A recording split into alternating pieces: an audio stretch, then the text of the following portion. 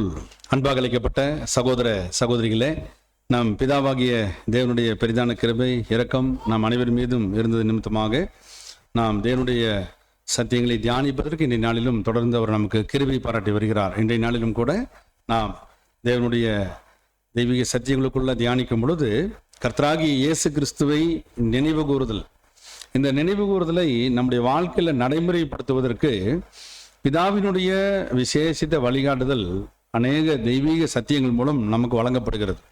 அந்த விசேஷித்த ஆவிக்குரிய திருச்சபை வகுப்பாருக்கு வழங்கப்படுகிறது. அந்த வகையில் கர்த்தர் இயேசுனுடைய நினைவு கூறுதலை நாம் நடைமுறைப்படுத்துவதற்கு ஆதி காலத்தில், அந்த முதல் சபையின் காலத்தில் கர்த்தர் இயேசுவினுடைய பிரத்யேக அனுபவத்தை அவர் அவங்களிடத்துல பகிர்ந்தளித்தார். அப்போஸ்தலர்களுக்கு அவர்கள் மேல் வீட்டு அறையில் கர்த்தர் இயேசுவினால் மிக முக்கியத்துவம் வாய்ந்த உபதேசங்களை கற்றுக்கொண்டார்கள். யோவான் சுவிசேஷம் 14ஆம் அதிகாரத்தில் நாம் முதல் வசனத்தை நாம் வாசிக்க கேட்கலாம். படிங்க.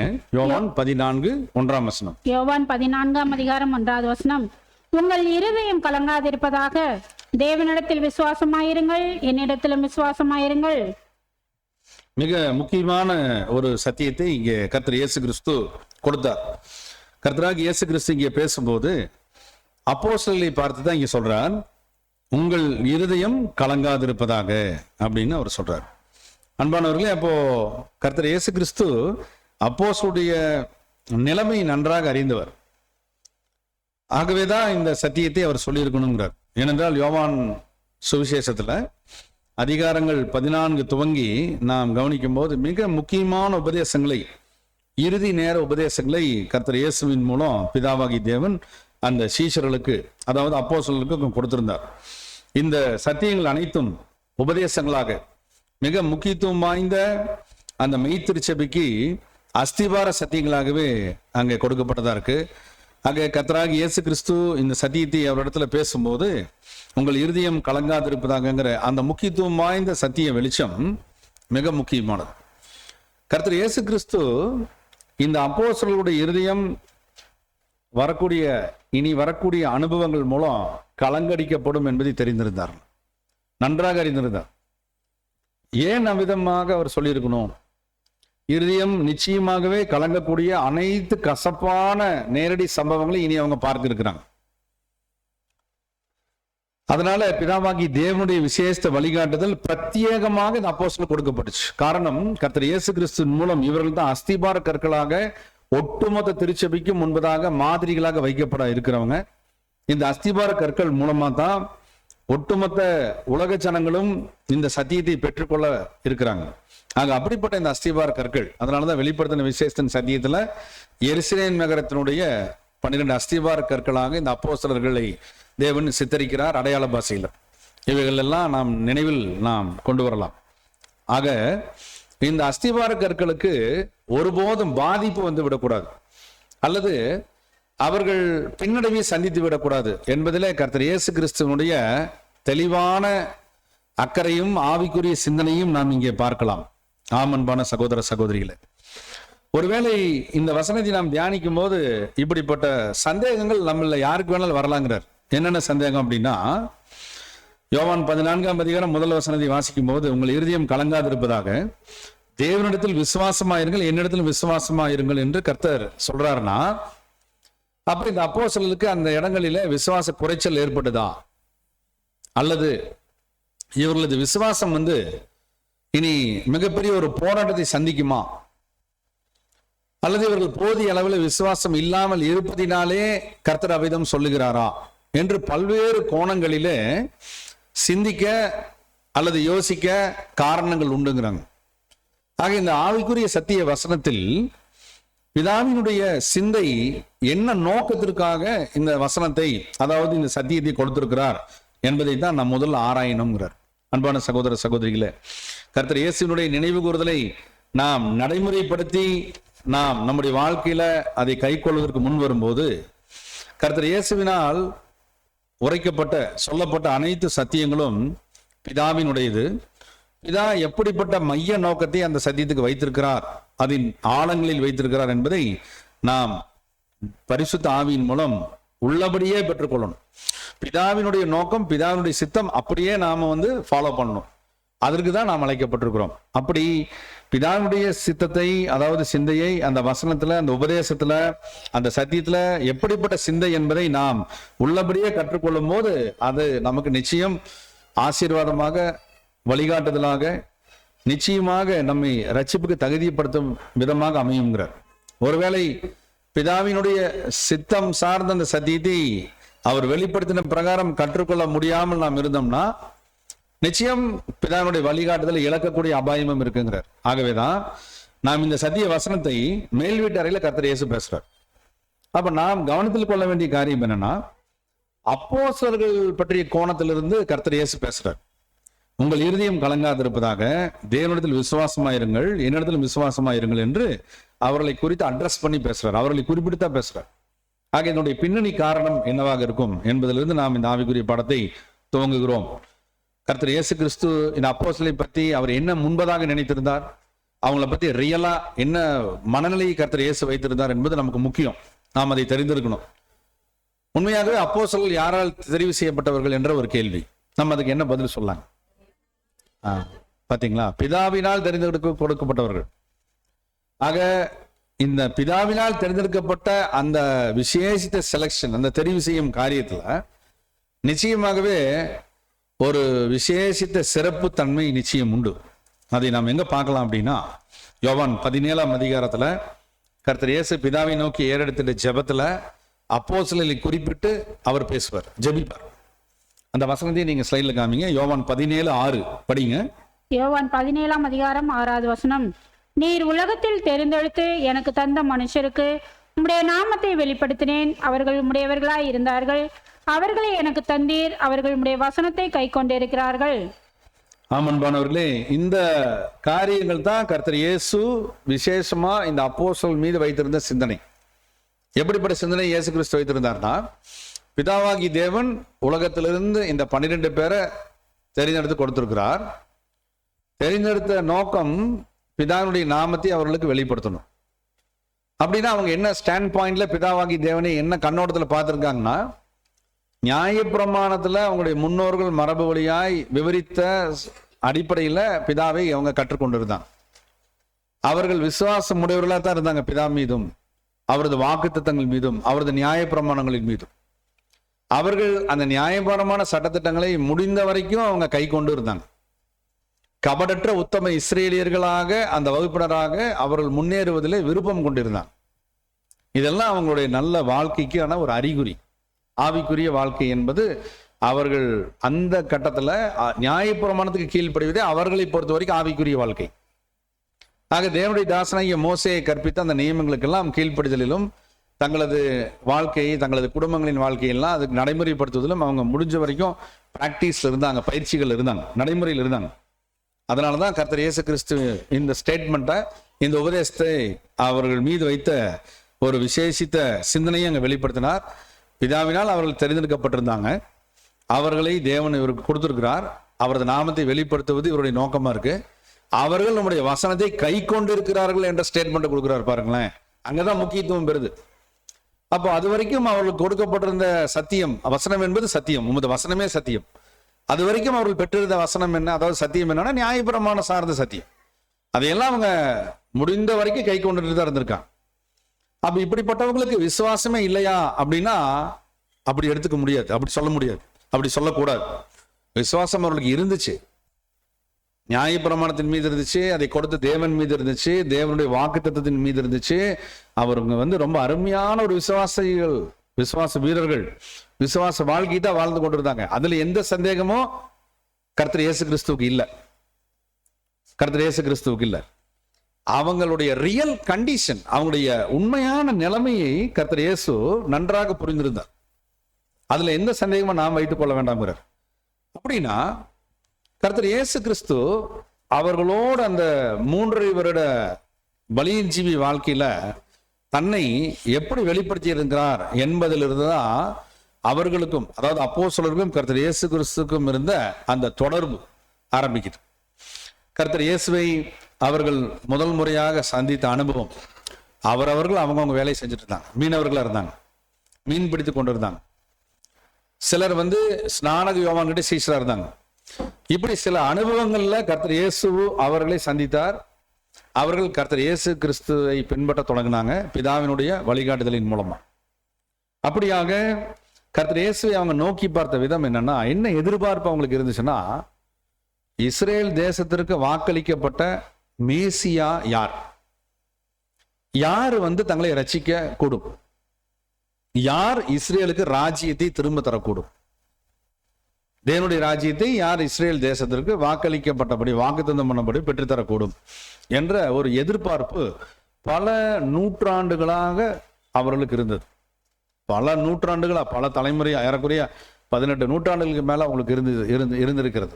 இப்படிப்பட்ட ஒரு எதிர்பார்ப்பின் உச்சபட்ச நேரத்துல தான் இங்கே கர்த்தராகிய இயேசு கிறிஸ்து பிதாவினுடைய விசேஷ தயவுல தன்னை வெளிப்படுத்தி அவர் தேவனுடைய வல்லமைக்கு கருவியாக செயல்பட்டார்.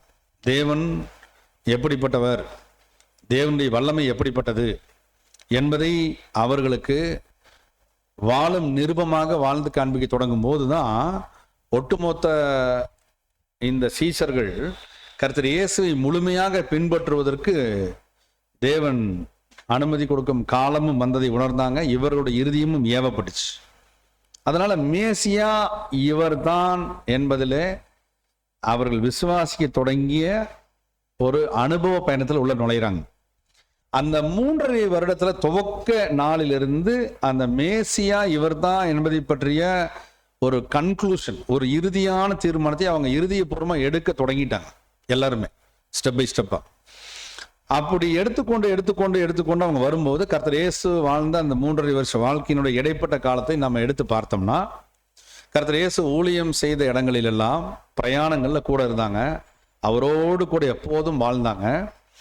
அவரோடு கூட பர்சனலா ரொம்ப அடிக்குவேட்டா இருந்தாங்க, ரொம்ப நெருக்கமா இருந்தாங்க, மிக மிக நெருக்கமா இருந்தாங்க. அவரோடு தங்குனாங்க, அவரோடு சாப்பிட்டாங்க, அவரோடு தூங்குனாங்க, அவரோடு வாழ்ந்தாங்க, அவரோடு கலந்துரையாடல் நிறைய பண்ணியிருப்பாங்க. அவருடைய பழக்க வழக்கம், அவருடைய ஹேபிட்ஸ் எல்லாம், அவருடைய சிந்தனை 100% அவங்க நேரடியாக பார்த்து அவங்க விசுவாசம் மிகப்பெரிய அளவில் வர்த்தி படைஞ்சது, முழுமை அடைஞ்சதை நம்ம பார்க்கிறோம். இப்படி எல்லாம் இவர்களுக்குள்ள ஏற்பட்ட அந்த ஒரு விசுவாச அனுபவம் இப்ப மேல் வீட்டறையில கர்த்தர் இயேசு கிறிஸ்துவுக்கு முன்பதாக இருக்கக்கூடிய இத்தனை பேர் 12 பேர்த்துல இந்த மேசியாவை பற்றிய அனுபவத்தின் பயணத்தோடு தன்னோடு இருக்கிறவங்களுடைய இந்த சிந்தனைகள், இந்த பயணங்கள் எல்லாமே இப்போது முடிவுக்கு வரப்போகுது. ஏனென்றால் கர்த்தர் இயேசு இன்னும் சற்று நேரத்துல பாவிகளின் கையில ஒப்பு கொடுக்கப்பட போறார். மேசியா என்று இவர்கள் நம்பிக்கொண்டு இருந்தவர் எதிரிகளின் கையில ஒப்பு கொடுக்கப்பட போகிறார். இவர் அதற்கு எந்த பதில் உத்தரம் எதிர்வினையாற்ற போவதில்லை. இவர் தன்னை முழுமையாக ஒப்பு கொடுத்துருவார், சரண்டர் பண்ணிடுவார். அவர்கள் இவரை சித்திரவதைப்படுத்தி கொலை செய்ய போறாங்க. அப்ப நிச்சயமா இவர் இவ்வளவு காலம் வரைக்கும், இந்த 3.5 வருஷமா மேசியா வல்லமை உள்ளவர், தேவனுடைய வல்லமைகளை பற்றி இவ்வளவு பெரிய அற்புதங்களையும் அதிசயங்களையும் பிரம்மாண்ட அடையாளங்களையும் செய்து காண்பித்தவர், அவரால் தான் மீட்பு, அவரால் தான் ரட்சிப்பு, அவரால் தான் மீட்கப்படுவோம், அவரால் தான் ராஜ்யம் இஸ்ரேலுக்கு திரும்ப கொடுக்கப்படும் என்ற மிகப்பெரிய எதிர்பார்ப்பு.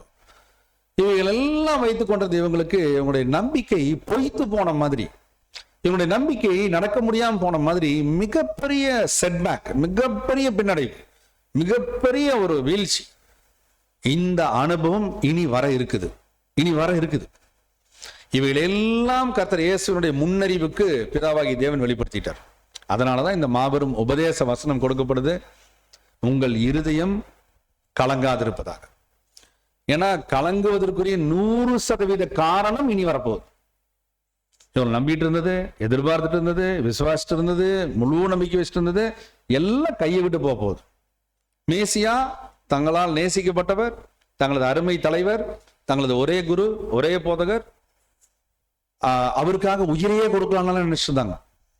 இதுக்கு சில சம்பவங்களை நம்ம சொல்லலாம். சமாரியா வழியா போகும்போது ஒரு முறை சமாரியில் இவர்களை தடுத்தாங்க, நியூஸ் வருது. அப்போ ஆண்டவரே நீங்க உத்தரவு கொடுத்தா அக்கினி இவர்கள் மீது பட்சிக்கப்படுவதற்கு நாங்க ஏற்பாடு செய்யறோம் யார் சொன்னதுங்க? அப்போஸ்தலர், இதே அப்போஸ்தலர் சொன்னாங்க. அப்ப கர்த்தர் என்ன ரிப்ளை கொடுத்தாருங்க? என்று அதட்டினார். அருமை சீஷர்களே, என்னை விட நீங்கள் சூப்பரா சிந்திக்கிறீங்கன்னு சொன்னாரு. என்ன சொன்னாருங்க? நீங்கள் என்ன ஆவி உடையவர் என்பதை அறியீர்கள் என்று அவர்களை அதட்டி பிதாவினுடைய உபதேசத்தில் அவர்களை மீண்டும் வழி நடத்தினார். இல்லைங்களா? அப்ப கர்த்தர் இயேசுவினுடைய முழு சிந்தனை எப்படி இருக்குன்னா, பிதாவினுடைய சித்தத்தை நிறைவேற்றுவதில் முழுக்க முழுக்க அர்ப்பணிக்கப்பட்ட சிந்தனையாவே இருந்தது. சீஷர்கள் கிளியரா அண்டர்ஸ்டாண்ட் பண்ணிட்டாங்க, பக்காவா முழுமையா புரிந்திருந்தாங்க. அப்போ உயிரையே கொடுக்கக்கூடிய அளவுக்கு ஒரு சில நேரங்களில் பக்தி வைராக்கியம் இந்த அளவுக்கு காமிச்சிருக்கிறாங்க. இவர்களுடைய இருதயம் முழுமையாகவே கலங்கடிக்கப்படும், முழுமையாகவே இவர்கள் பயத்துக்குள்ளேயும் தங்களது நம்பிக்கை அற்றுப்போன நிலைமையும் இவங்க அனுபவிக்க போறாங்க. அந்த கொடூர சூழல் இவங்களுக்கு வரப்போகுது. ஏன்னா அவர்களால் மிகவும் நேசிக்கப்பட்டவர் இனி அவர்களோட மாம்சத்தில் இருக்க போறது இல்லை. ஃபைனல் அவர்ஸ் கோயிங் ஆன், இறுதி நேர கணங்கள் போயிட்டு இருக்குது. அப்ப இந்த உபதேசம் இங்கே பிதாவினால் கர்த்தர் இயேசு பேசுவதற்கு அனுமதிக்கப்பட்டுச்சான். உங்கள் இருதயம் கலங்காதிருப்பதாகங்கிற இந்த உபதேசம் கர்த்தர் இயேசு பேசினதுனால அப்போஸ்தலர்கள் அனைவரும், உண்மையுள்ள அப்போஸ்தலர்கள் வாழ்ந்த ஒவ்வொரு நாளும் இந்த மேல் வீட்டறையில பேசப்பட்ட உபதேசம் அவர்களை வாழ வைத்ததுங்கிறார். யாருக்குள்ள வாழ வைத்தது? கிறிஸ்து இயேசுக்குள்ள வாழ வைத்ததா. ஏன்னா அவர் இறுதியா அவர் பேசுனது என்ன? எப்பவுமே சாக போற தருவாயில பேசக்கூடிய ஸ்டேட்மெண்ட் மிகப்பெரிய வெயிட்டா இருக்கு இல்லைங்களா? அதனாலதான் சில முக்கியமான சந்தர்ப்பத்துல எல்லாம் பாத்தீங்கன்னா விசாரணைகள்ல சாக போறவங்க ஸ்டேட்மெண்ட் வாங்க, உயில் என்ன சொல்ல வராங்க, என்ன ஸ்டேட்மெண்ட். அது மரணப்படுக்கையிலிருந்து பேசுறது ஃபுல் முக்கியத்துவம் பெறும், முழுமையான முக்கியத்துவம் பெறும். வேற உதாரணங்கள் இருக்கு. தாவீது மரணப்படுக்கையில சாலமனை கூப்பிட்டு என்னெல்லாம் இவர் செஞ்சாரு, இனி சாலமன் என்ன செய்யணுங்கிறது ரெக்கார்டு கொடுத்துருவார். சொல்ல சொல்ல அது அப்படியே சாலமனுக்கு ரெக்கார்ட் பண்ணி வச்சுட்டாங்க. அது அப்படியே சாலமன் பதவிக்கு வந்த உடனே செய்ய தொடங்கினார். அப்ப அந்த இறுதியா சொல்றது மிக மிக முக்கியத்துவம் ஆழமா பதிஞ்சிரும். அதுக்காகவே வாழ்வாங்க. உலகத்திலேயே அதில் நிறைய பேர் பார்க்கலாம். கடைசியில் அவங்க பெரியவங்க, அவங்க அம்மாவோ அப்பாவோ இல்லை தாத்தாவோ பாட்டியோ ஒன்று சொல்லிட்டு இது நிறைவேற்றி இருண்டு போயிரு, அவங்க கடந்து போயிடுவாங்க. அதை கேட்ட பேரமார் முதல் வேலையை எதை செய்வாங்க? அதை செஞ்சுட்டு தான் மறு வேலை, இல்லைங்களா? ஏன்னா யார் சொல்லிட்டா? ஆனா இப்ப அவர் நம்மோட இல்லை, நம்ம உடனே செய்யணும். அப்போ உலக சாதாரண விஷயங்களுக்கே எப்படின்னா, கர்த்தராகிய இயேசு கிறிஸ்து அவர் இறுதி தருணங்களில இந்த விசேஷித்த உபதேசத்தை அவர்களுக்கு அநேக காரியங்களை கற்றுக் கொடுத்துட்டே வர இந்த அப்போஸ்தலர்கள் அவர் மாம்சத்திலிருந்து எடுக்கப்பட்ட பிற்பாடு, அவர் மரித்து 3ஆம் நாள் உயிர் தெழுந்தப்பட்ட பிற்பாடு மாம்சத்தில் அவரோடு இல்லாம இருக்கிறப்போ இதை பற்றி அதிகமா சிந்திச்சுட்டு வந்தாங்க, அதிகமா சிந்திக்க தொடங்கிட்டாங்க. என்னென்னலாம் பேசினாரு? எம்மாவூருக்கு போற வழி ஒரு கிரேட் எக்ஸாம்பிள். பேசிட்டே வராங்க ரெண்டு பேரும். என்னெல்லாம் பேசிட்டு வந்தாங்கன்னா, கர்த்தர் இயேசு பேசுனதெல்லாம் அசை போட்டுட்டு வராங்க, அவர் பேசுனதெல்லாம் அசை போட்டுட்டு வராங்க. அப்ப வழி போக்குற இணையிறாரு. இணைஞ்சிட்டு பேசிட்டு வரும்போது, இப்படி எருசலேம்ல 3 நாளைக்கு முன்னாடி நடந்த சம்பவம்லாம் உங்களுக்கு தெரியாதாங்கும் போது வழி போக்குற வந்தவர் தெரியாதது போல கேட்டுட்டு கடைசியில அவர்களுக்கு அடையாளத்தின் மூலம் தன்னை வெளிப்படுத்தி காமிக்கிறார். தங்கி அப்பதான் உங்களுக்கு தெரியுது வந்திருக்கிறவர் யாரு. அப்ப ராம் முழுவதும் எங்களோட நீங்க என்ன பண்ணக்கூடாதா கேட்கிறாங்க, இல்லைங்களா? அப்ப மோசையின் ஆகமங்கள் மூலம் அவர் விவரித்து சொன்னதெல்லாம் மேசியாவை குறித்து தாங்கிறத இன்னும் அதிகமான எக்ஸ்பிளனேஷன், அதிகமான விளக்க உரைகள் உயிர்த்தெழுந்த ஆண்டவர் அவங்க இடத்துல கொடுக்கறத நம்ம கவனிக்கலாம். அப்ப இதுல இருந்து நம்ம என்ன ஆராய்ந்து தேவ தயவுல கற்றுக்கொள்ள இருக்கிறோம்னா, கர்த்தர் இயேசு கிறிஸ்துவின் மூலம் பிதாவாகி தேவன் அப்போஸ்தலருக்கு வைத்த ஒரு விசேஷித்த கைடன்ஸ், வழிகாட்டுதல் எப்படி இருந்துச்சுன்னா, கர்த்தர் இயேசு மாம்சத்தில் இருந்த நாட்கள் வரைக்கும் ஒரு குறிப்பிட்ட அளவு கைடன்ஸ் இருந்தது, தேவையான அளவு இருந்தது. அவர் மாம்சத்திலிருந்து எடுக்கப்பட்டு திவ்ய சுவாபத்துக்குள்ள கொண்டு போகப்பட்டதுக்கு அப்புறம் அந்த வழிகாட்டுதலாகிய அந்த கைடன்ஸ் மற்றும் ஒரு தர நிலைமைக்கு உயர்த்தப்பட்டுச்சு, மிக அதிக அளவு கொடுக்கப்பட்டுச்சு. அப்போ நாம் கர்த்தர் இயேசு மாம்சத்தில் இருந்த நாட்கள்ல அவர் மூலமா பிதா கொடுத்த அந்த வழிகாட்டும் சத்தியங்கள் எந்த அளவுக்கு இருக்கோ அந்த அளவுக்கு அப்போஸ்தலர்கள் அந்த காரியங்களை செய்ய முடியும். பிற்பாடு கர்த்தர் ஆவிக்குள்ளான சுபாவத்துல உயர்த்தப்பட்ட பிற்பாடு அவரை பயன்படுத்தி பிதா எந்த அளவுக்கு சத்தியம் கொடுக்கிறாரோ அந்த சத்தியத்திற்கு ஏற்ப இந்த அப்போஸ்தலர்கள் இனி செயல்பட வேண்டியதா இருக்கும். இப்படி 2 கட்ட மாறுதல்களையும், அதாவது முன்னேற்ற மாறுபாடுகளையும் நாம் இங்கே கவனிக்கணும் அன்பானவர்களே. அதனாலதான் உங்கள் இருதயங்கள் கலங்காதிருப்பதாகன்னு கர்த்தர் சொல்லிட்டு இந்த கலங்குவதற்குரிய காரணங்களை நாம் கவனிக்கணுங்கிறார். பாருங்க, முதல் காரணம், மேசியா கம்ப்ளீட்டா எதிரிகள் மூலம் கொல்லப்படுவார். அதுல பலவிதமான எதிரிகள் இருக்கிறாங்க. ரெண்டாவது, ராஜ்யம் ஸ்தாபிக்கப்படவே இல்லை. கர்த்தர் இயேசுவினுடைய பிரதான பிரசங்கமே தேவனுடைய ராஜ்யம் சமீபமா இருக்கிறதுங்கிறதான். ராஜ்யம் இன்னும் ஸ்தாபிக்கப்படவே இல்லை. இதை குறித்து மிகப்பெரிய எதிர்பார்ப்பு அவங்களுக்கு இருந்துச்சு, மிகப்பெரிய எதிர்பார்ப்பு இருந்துச்சு. ராஜ்யம் எப்படியெல்லாம் ஸ்தாபிக்கப்படும், ராஜ்யத்தை பற்றி ஊமை பாஷைகள் கற்றுக் கொடுக்கப்படுச்சு கர்த்தர் இயேசுவினால். தேவனுடைய ராஜ்யத்தை பற்றி சுவிசேஷம் எல்லா நகரங்களுக்கும் கிராமங்களுக்கும் கர்த்தர் இயேசுவினால் அங்கே பரிமாறப்பட்டுச்சு பார்க்கிறோம். ஆயிரக்கணக்கான மக்கள் கர்த்தர் இயேசுவை இந்த ராஜ்யத்தின் சுவிசேஷத்துக்காகவே பின்பற்றினாங்கன்னு நம்ம பார்க்கிறோம். ராஜ்யம் ஸ்தாபிக்கப்படல, இது இரண்டாவது காரணம். மூன்றாவது, பலமான ஆகாரங்கள் மூலம் தேவனுடைய திட்டத்தை இன்னும் அறிந்து கொள்ள இன்னும் அப்போஸ்தலருக்கு சந்தர்ப்பம் வழங்கப்படல. பலமான ஆகாரங்கள், அநேகம் காரியங்களை கர்த்தர் இயேசு வைத்திருக்கிறார். தேவனுடைய திட்டத்தை அறிந்து கொள்வதற்கு இந்த பலமான ஆகாரங்கள் நிச்சயம் தேவை, நிச்சயம் தேவை. அவைகளை அறிந்து கொள்வதற்கு இன்னமும் அப்போஸ்தலருக்கு அந்த வாய்ப்பு வழங்கப்படல. அநேக காரியங்கள் இருக்கு, ஆனால் அவைகளை இப்போதே சொன்னால் நீங்கள் அப்படின்னு கர்த்தர் அவங்க நிலைமையை அறிந்தவராக முன்னதாகவே சொல்லியிருந்தார்.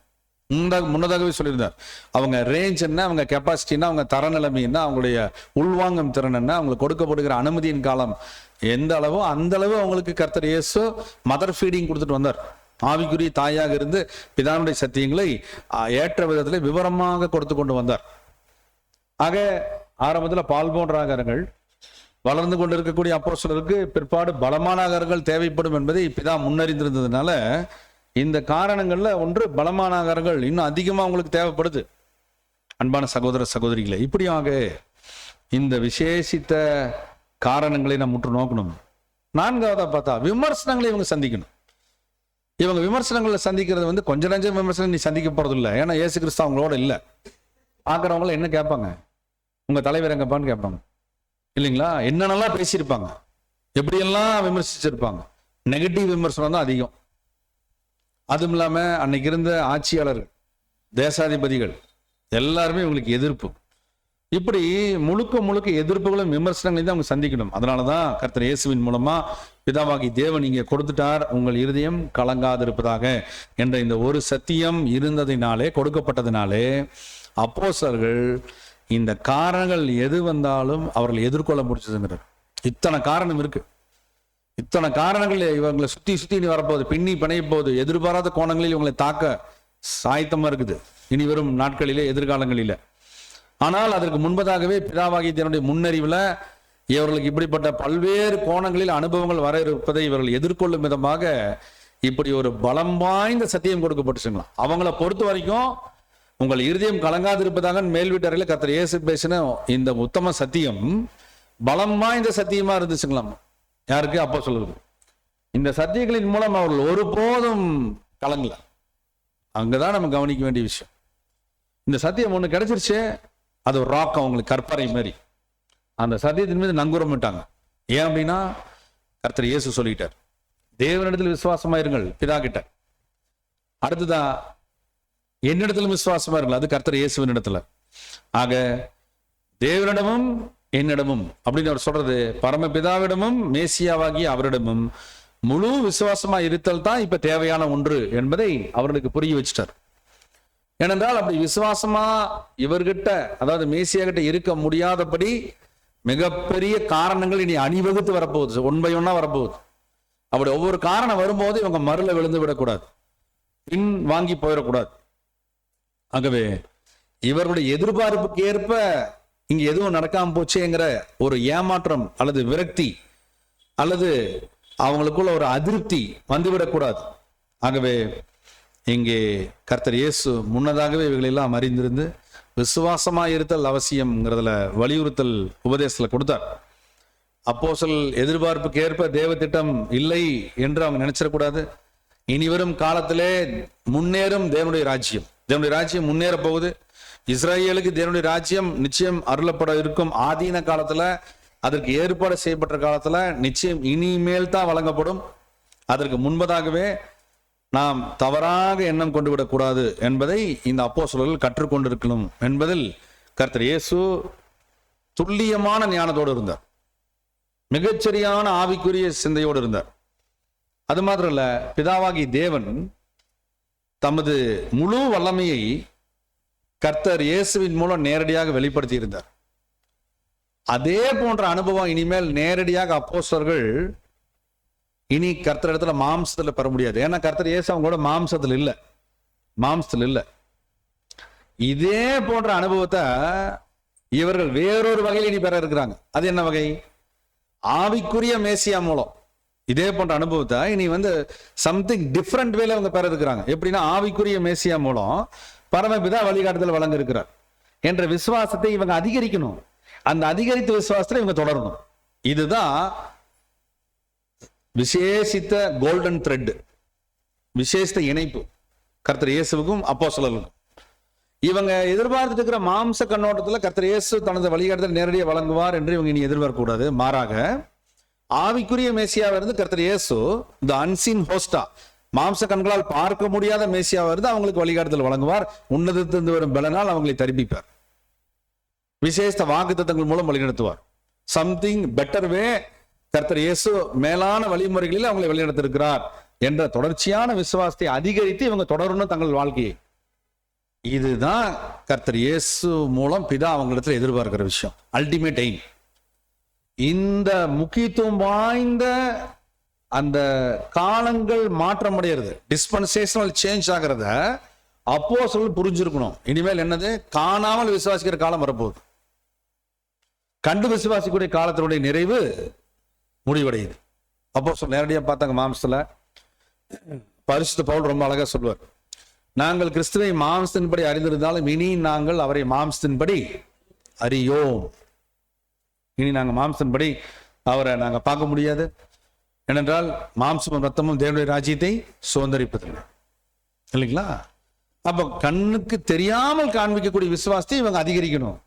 இந்த விசேஷித்த பிளஸிங் த்ரெட், அந்த தொடர் இணைப்பு விசுவாசத்தை வைத்திருக்கணும். இந்த விசேஷித்த சிந்தனையை விசுவாசிகளாகிய சீஷர்கள், அதாவது அப்போஸ்தலர்கள் முழுமையாக கற்றுக்கொண்டிருக்கணும், பின்பற்றணும். இவைகளை கர்த்தர் இயேசு அந்த மேல் வீட்டறையிலேயே மோஸ்ட் அட்வான்ஸ் ட்ரூத்தை கற்றுக் கொடுக்கிறார். அப்ப அதனாலதான் இது என்ன சொல்லுவாங்கன்னா, இந்த ட்ரூத்தை மேல் வீட்டறை, அப்பர் ரூம் ராக் ட்ரூத்ம்பாங்க, மேல் வீட்டறையின் கற்பாரை சத்தியம்பாங்க. இந்த வாக்குத்தத்த சத்தியம் மட்டும் கற்றுக் கொடுக்கப்படலான்னா அப்போஸ்தலர் நிலைமை பெரிய அளவில் கேள்விக்குறியா இருக்குங்களாம். ஆகவே அன்பான சகோதர சகோதரிகளே, கர்த்தர் இயேசுவினால் நாம் கரம் பிடிக்கப்பட்டு ஆழங்களுக்குள் அழைத்து செல்லப்படுகிறோம். ஒரு கருகலான சத்தியம் எப்படி தேவன் வைக்கிறாருன்னா எளிமையான சத்தியமா வைக்கிறார். அப்படின்னா மேலெழுந்த வாரியா இந்த வசனங்களை யோவான் 14:1 வாசிக்கும் போது சிம்பிளான, அதாவது நார்மலா புரிஞ்சுக்கிற வசனம் தான், மறுப்பதற்கு இல்லை. ஆனால் அதனுடைய ஆழமான தாக்கம் என்ன, என்ன பேக்ரவுண்ட், என்ன நோக்கம், தேவன் என்ன சிந்தையிலிருந்து அதை கொடுக்குறார். ஏன்னா எல்லாமே மாறப்போகுது. அப்போ நினைச்ச மாதிரி எதுவும் நடக்க போறது இல்லை. மாம்சத்தில் இருக்கிறாங்க, இனி மேசியா மாம்சத்தில் இருக்க போறது இல்லை. சில மணி நேரங்களில் மேசியா பாவிகளின் கையில் ஒப்பு கொடுக்க போறார், இல்லைங்களா? அரசியல், மதம், சமுதாயம், பொருளாதாரம், 4 விதமான கோணங்களிலிருந்து அவர் அட்டாக் பண்ணி முழுக்க முழுக்க இருளின் அதிகார சக்திகளுக்குள்ள அங்கே கைவிடப்பட போறார். மிகப்பெரிய செட்பேக், மிகப்பெரிய நம்பிக்கை குலைச்சல் அங்க ஆக போகுது. அவர்கள் வைத்துக் கொண்டிருந்த அனைத்துக்கும் சந்தேகங்களுக்கு விடை கிடைக்காம தடுமாறக்கூடிய, உயிர் பயத்தினால சொந்த தொழிலுக்கு போகக்கூடிய அபாய கட்டங்களை அவங்க அடைய போறாங்க. உண்டா இல்லைங்களா? போறாங்க இல்லைங்களா? இவ்வளவு தூரம் அவங்க போகும்போது அவர்களை வழிகாட்டக்கூடிய கலங்கரை விளக்கமாக, கொந்தளிக்கும் கடல்ல திசை தெரியாமல் தடுமாறி கொண்டிருக்கூடிய கப்பல்களுக்கு வழிகாட்டும் கலங்கரை விளக்கமா இந்த மேல் வீட்டறையினுடைய சத்தியங்களை பிதா குமாரனை கொடுக்க சொல்லி இருந்தார். எவ்வளவு தூரம் அற்புதமான பிதாவாகி தேவன் பாருங்கள். பிதாவாகி தேவனே, நீர் மகா பெரியவர், நாங்களோ மிகவும் சிறியவர்கள் என்பதை மீண்டும் மீண்டும் நிரூபித்து காண்பிக்கிறார். அப்போஸ்தலர்களால அந்த மேல் வீட்டர்ல கர்த்தர் பேசின உபதேசத்தோட இம்பாக்ட், அந்த தாக்கத்தை அப்போது புரிந்து கொள்ள அந்த அளவுக்கு முடியலன்னாலும் கூட பிற்காலங்களிலே பரிசுத்தாவினால் இவங்க ஜெனிபிக்கப்பட்டப்போ, that means the day of Pentecost, 50வது நாள்ல பரிசுத்தாவின் வல்லமையினால் இவர்கள் அபிஷேகிக்கப்பட்ட பிற்பாடு கர்த்தர் இயேசுவினால் முன்னறிக்கப்பட்ட அத்தனை சத்திய வசனங்களுக்குரிய முழுமையான உப்பால் சாரமேற்றப்பட்ட சத்தியம், அதன் வெளிச்சத்தை முழுமையாக கற்றார்கள், பெற்றார்கள். அப்பதான் அவங்களுடைய விசுவாச கண்கள் விரிவடைந்தன. இவ்வளவு சத்தியம் அந்த காலத்துல நமக்கு அந்த நேரத்தில் கொடுக்கப்பட்ட அந்த ரியல் நோக்கம், உண்மையான தாற்பயம் இதுதானா போது அவருடைய இருதயம் கொழுந்து விட்டு எரிய தொடங்குச்சு. இந்த தாக்கத்தோடு கர்த்தர் அங்க பேசியிருக்கார். நாம் அந்த அளவுக்கு அவர் லெவல் அப்ப எட்டி பிடிக்க முடியாம யார் பெரியவர்னு பேசிட்டு இருந்துட்டுமே. கால்களை கழுவுவதற்கு ஆண்டவரும் போதகருமாகிய நானே உங்கள் கால்களை கழுவினது உண்டானால் அப்படின்னு அவர் பேசிட்டு இருக்கும்போது நாம் இறுதியத்துல வேறெல்லாம் சிந்திச்சுட்டு இருந்துட்டோமே தங்களை குறித்து தாங்கள் வெட்கப்பட்டார். எவ்வளவு தூரம் குற்ற மனசாட்சி அவங்களை ஏவி வாழ்நாள் பரியந்தமும் மனத்தாழ்மை உண்மையாக காண்பிக்க தொடங்கினாங்க. எவ்வளவு பெரிய திருத்தம், எவ்வளவு பெரிய திருத்தம் வாழ்க்கை முழுவதும் அவங்க பெற்றுக்கொண்டாங்க. அன்பானவர்களே, அவருடைய தோல்விகள் அவர்களுக்கு வெற்றிக்கான அடித்தளங்களாக காணப்பட்டுச்சு. அதே போலதான் நமக்கும் நம்முடைய வாழ்க்கையில, நம்முடைய இறுதி சிந்தனைகள்ல நம்மால் நீக்கிவிட முடியாத உணர்வு பூர்வமான தாக்கமோ போராட்டமோ இருக்குமே. ஆனால் இந்த நினைவுகூரின் ஆயத்த நாட்கள்ல சிந்தித்து பார்க்கணும். நாமும் அப்போஸ்தலர்கள் அவர்கள் நிஜ வாழ்க்கையில ரொம்ப யதார்த்தமா இருந்துட்டாங்க. அதே போல நம்முடைய வாழ்க்கை கூட கடந்து போயிட்டு தான் இருக்கு. ஒவ்வொரு நாளும் போயிட்டே இருக்கு. நெய்கிற நெறிகிற நாடாவிலும் விரைவா போயிட்டே இருக்குது. வருஷம் 2026 வந்துச்சு, அது இப்ப போயிடுச்சு. அப்படின்னா போயிடும். அடுத்து 27 வரும். இங்க இருக்கிற அநேகரில் ஒவ்வொரு வருஷமும் யார் இருப்பாங்க, யார் இல்ல அப்படின்னா குளோப்ல, என்டையர் குளோப்ல சொல்றோம். என்டையர் குளோப்ல கோதுமை மணி வகுப்பார் என்ன ஆயிட்டு இருப்பாங்க, கர்த்தரால் கலைஞர்கள் சேர்த்து கொள்ளப்பட்டுட்டே இருப்பாங்க. எண்ணிக்கை குறையும். எந்த எண்ணிக்கை குறையும்? 1,44,000 எண்ணிக்கை குறைஞ்சிட்டே இருக்கும். ஒரு 100 பேர் தான் இருக்காங்கன்னு வைங்க. 100 பேருக்காக சிவியர் டெஸ்ட் ஷிஃப்டிங் நடக்குது. வறுத்து புடைத்து சலித்து எடுக்கிறாருன்னா அதுல ஒரு 75 பேர் பாஸ் ஆயிட்டாங்க, 25 பேர் ரிமைனிங் இருக்கு. இந்த 25 கிரீடங்களுக்கான போட்டி நடக்குது. 25 கிரீடத்துக்கான போட்டியில பெற்றுக்கொள்ளத்தக்கதாக ஓடக்கூடிய ஓட்டம் அங்க நடந்துட்டு இருக்கும். நமக்கு தெரியாது, இது ஒரு கற்பனை. 25ல ஒரு 10 பேர் ஆஸ்லேஷன்ல கொஞ்சம் எதிர்பார்த்த இதுல வரலன்னா அந்த 10 கிரீடத்துக்கு இன்னும் 10 பேர் ட்ராக்ல வருவாங்க. தேவனுடைய தீர்மானத்துல அனுமதி கிடைக்கும். அப்ப எண்ணிக்கையில ஏற்கனவே 25, ஒரு 10 வந்தா ஒரு 35. அந்த 35க்கு அங்க ட்ராக் நடந்துட்டு இருக்கோம். நம்முடைய மாம்ச கண்ணுக்கு தெரியாது. ஏன்னா நம்ம இதுல வாழ்ந்துட்டு இருக்கிறோம். நம்ம மாம்சத்துல வாழ்ந்துட்டு இருக்கிறோம். மாம்ச வாழ்க்கை. ஆனா ஆவிக்குரிய அர்ப்பணம். நமக்கு தெரியாது என்ன நடந்துட்டு இருக்குன்னு ஆவிக்குரிய உலகத்துல. அப்போ அந்த கிரீடங்களினுடைய எண்ணிக்கை குறைய குறைய குறைய குறைய குறைய தேவ திட்டத்துல அடுத்து நடக்க வேண்டிய சம்பவம் அரங்கேறும். அந்த சம்பவங்களை பார்த்து சுதாரிக்கிறதுக்குள்ள அந்த சம்பவம் நடந்து முடிச்சிருக்கும். இங்கதான் நமக்குரிய சிக்கல் ஆரம்பிக்குது. நாம் என்னன்னா இன்னும் ரொம்ப அப்படியே கிராஜுவல் எல்லா போகும் நம்ம நினைத்து நாம் நம்முடைய சாதாரண ரொட்டீன் லைஃபை வாழ்ந்துட்டு இருக்க முடியாது. பலமாக பரலோக ராஜ்யம் பலவந்தம் பண்ணப்பட்டு கொண்டு இருக்குது. அப்படின்னா தேவ பிள்ளைகள் பெற்றுக்கொள்ளத்தக்கதாக ஓடுவதற்குரிய ஆவிக்குரிய ஓட்டத்தோடு ஓடிக்கொண்டிருக்காங்க. தேவ தயவு இடைப்பட்டு அந்த காலத்தை முடித்து வைக்கும் போது அந்த வாய்ப்பில் நாம் பெற்றுக்கொள்ளத்தக்கதாக ஓடி அந்த வாய்ப்பை பெற்றிருக்கணும். அன்பானவர்களே, ஆகவே இங்க அப்போஸ்தலருக்கு இருந்த நிலைமை போலத்தான் ஏறக்குறைய நமக்கு இருக்குது. நம்மில் யாரும் மேல் வீட்டறையில் இல்லை அப்போ, அந்த 2000 வருஷத்துக்கு முன்னாடி. ஆனா மேல் வீட்டுடைய உபதேசத்தை, மேல் வீட்டு அறையில் சொல்லப்படும் உபதேசத்தை இப்ப நம்ம தியானிக்க முடிகிறதா இல்லைங்களா? முடிகிறது. கர்த்தர் இயேசு எந்த இம்பாக்டோட, எந்த தாக்கத்தோடு சொன்னாரோ அந்த தாக்கத்தை தேவ ஆவியின் உதவியில எட்டி பிடிக்க முடிகிறதா இல்லைங்களா? எட்டி பிடிக்க முடியுது. அப்ப நம்மள கர்த்தர் இயேசு கிறிஸ்து என்ன பண்ணிருக்கிறாரு? நேசித்து நமக்கான ஊழியத்தை அன்றே செய்து விட்டார். அன்றே செய்து விட்டார். அடுத்த ஒரு கொஸ்டின் நம்ம கிட்ட கேட்கிறார். கர்த்தர் இயேசு இந்த சுவிசேஷ யுகத்துல சபை அழைப்புக்குள்ள வர்ற ஒவ்வொருத்தருக்காகவும் அவர் ஜெபிச்சிருக்கிறாரா என்ற கேள்வி. ஜெபிச்சிருக்கிறாரு. ஜெபிச்சிருக்கிறாருங்களா? ஏன்னா நம்ம எதையாவது ஒன்று சொல்றதுன்னா எதோட சொல்லணுங்க? தேங்க்யூ, ஆதாரத்தோட சொல்லணும். ஆதாரம் இல்லைன்னா அவரும் ஏத்துக்க மாட்டாரு, நம்மளும் ஏத்துக்கூடாது. நம்மளும்னா நம்முடைய மனசாட்சியை ஏத்துக்க. சகோதரி சரியாதான் சொல்லியிருக்கிறாங்க. ஆதாரம் எடுத்துருங்க. யோவான் 17:20 படிங்க. யோவான் 17ஆம் அதிகாரம் 20வது வசனம். நான் என் பிதாவிலும் நீங்கள் யோவான் 17:20. நான் இவர்களுக்காக வேண்டிக் கொள்கிறதும் அல்லாமல் இவர்களுடைய வார்த்தையினால் என்னை விசுவாசிக்கிறவர்களுக்காகவும் வேண்டிக் கொள்கிறேன். கர்த்தர் இயேசு கிறிஸ்துனுடைய மிக விசேஷித்த ஸ்டேட்மெண்ட், ஆவிக்குரிய ஸ்டேட்மெண்ட். அவர் கொடுக்கக்கூடிய மாபெரும் உபதேசம் பாருங்க. நான் இவர்களுக்காக வேண்டிக் கொள்கிறதும் அல்லாமல், அதாவது அப்போஸ்தலர்களுக்காக பிரத்யேகமா ஜெபிச்சுக்கிறார் கர்த்தர் இயேசு. அது மாத்திரம் அல்ல, இவருடைய வார்த்தையினால் அப்படின்னா அப்போஸ்தலர்களுடைய நிருபங்கள் மற்றும் வேதாகமம் அவங்க மூலம் எழுதப்பட்ட அந்த சத்தியங்களினாலே என்னை விசுவாசிக்கிறவர்களுக்காகவும், அப்படின்னா ஒட்டுமொத்த சபை வகுப்பார், ஒட்டுமொத்த காஸ்பலே சர்ச்சுக்கு அழைக்கப்பட்டிருக்கிற வகுப்பார், இங்கே அவர்கள் எழுதின நிருபங்கள் மூலம் விசுவாசிகள் நிலைமை பிடித்திருக்கிறோம்.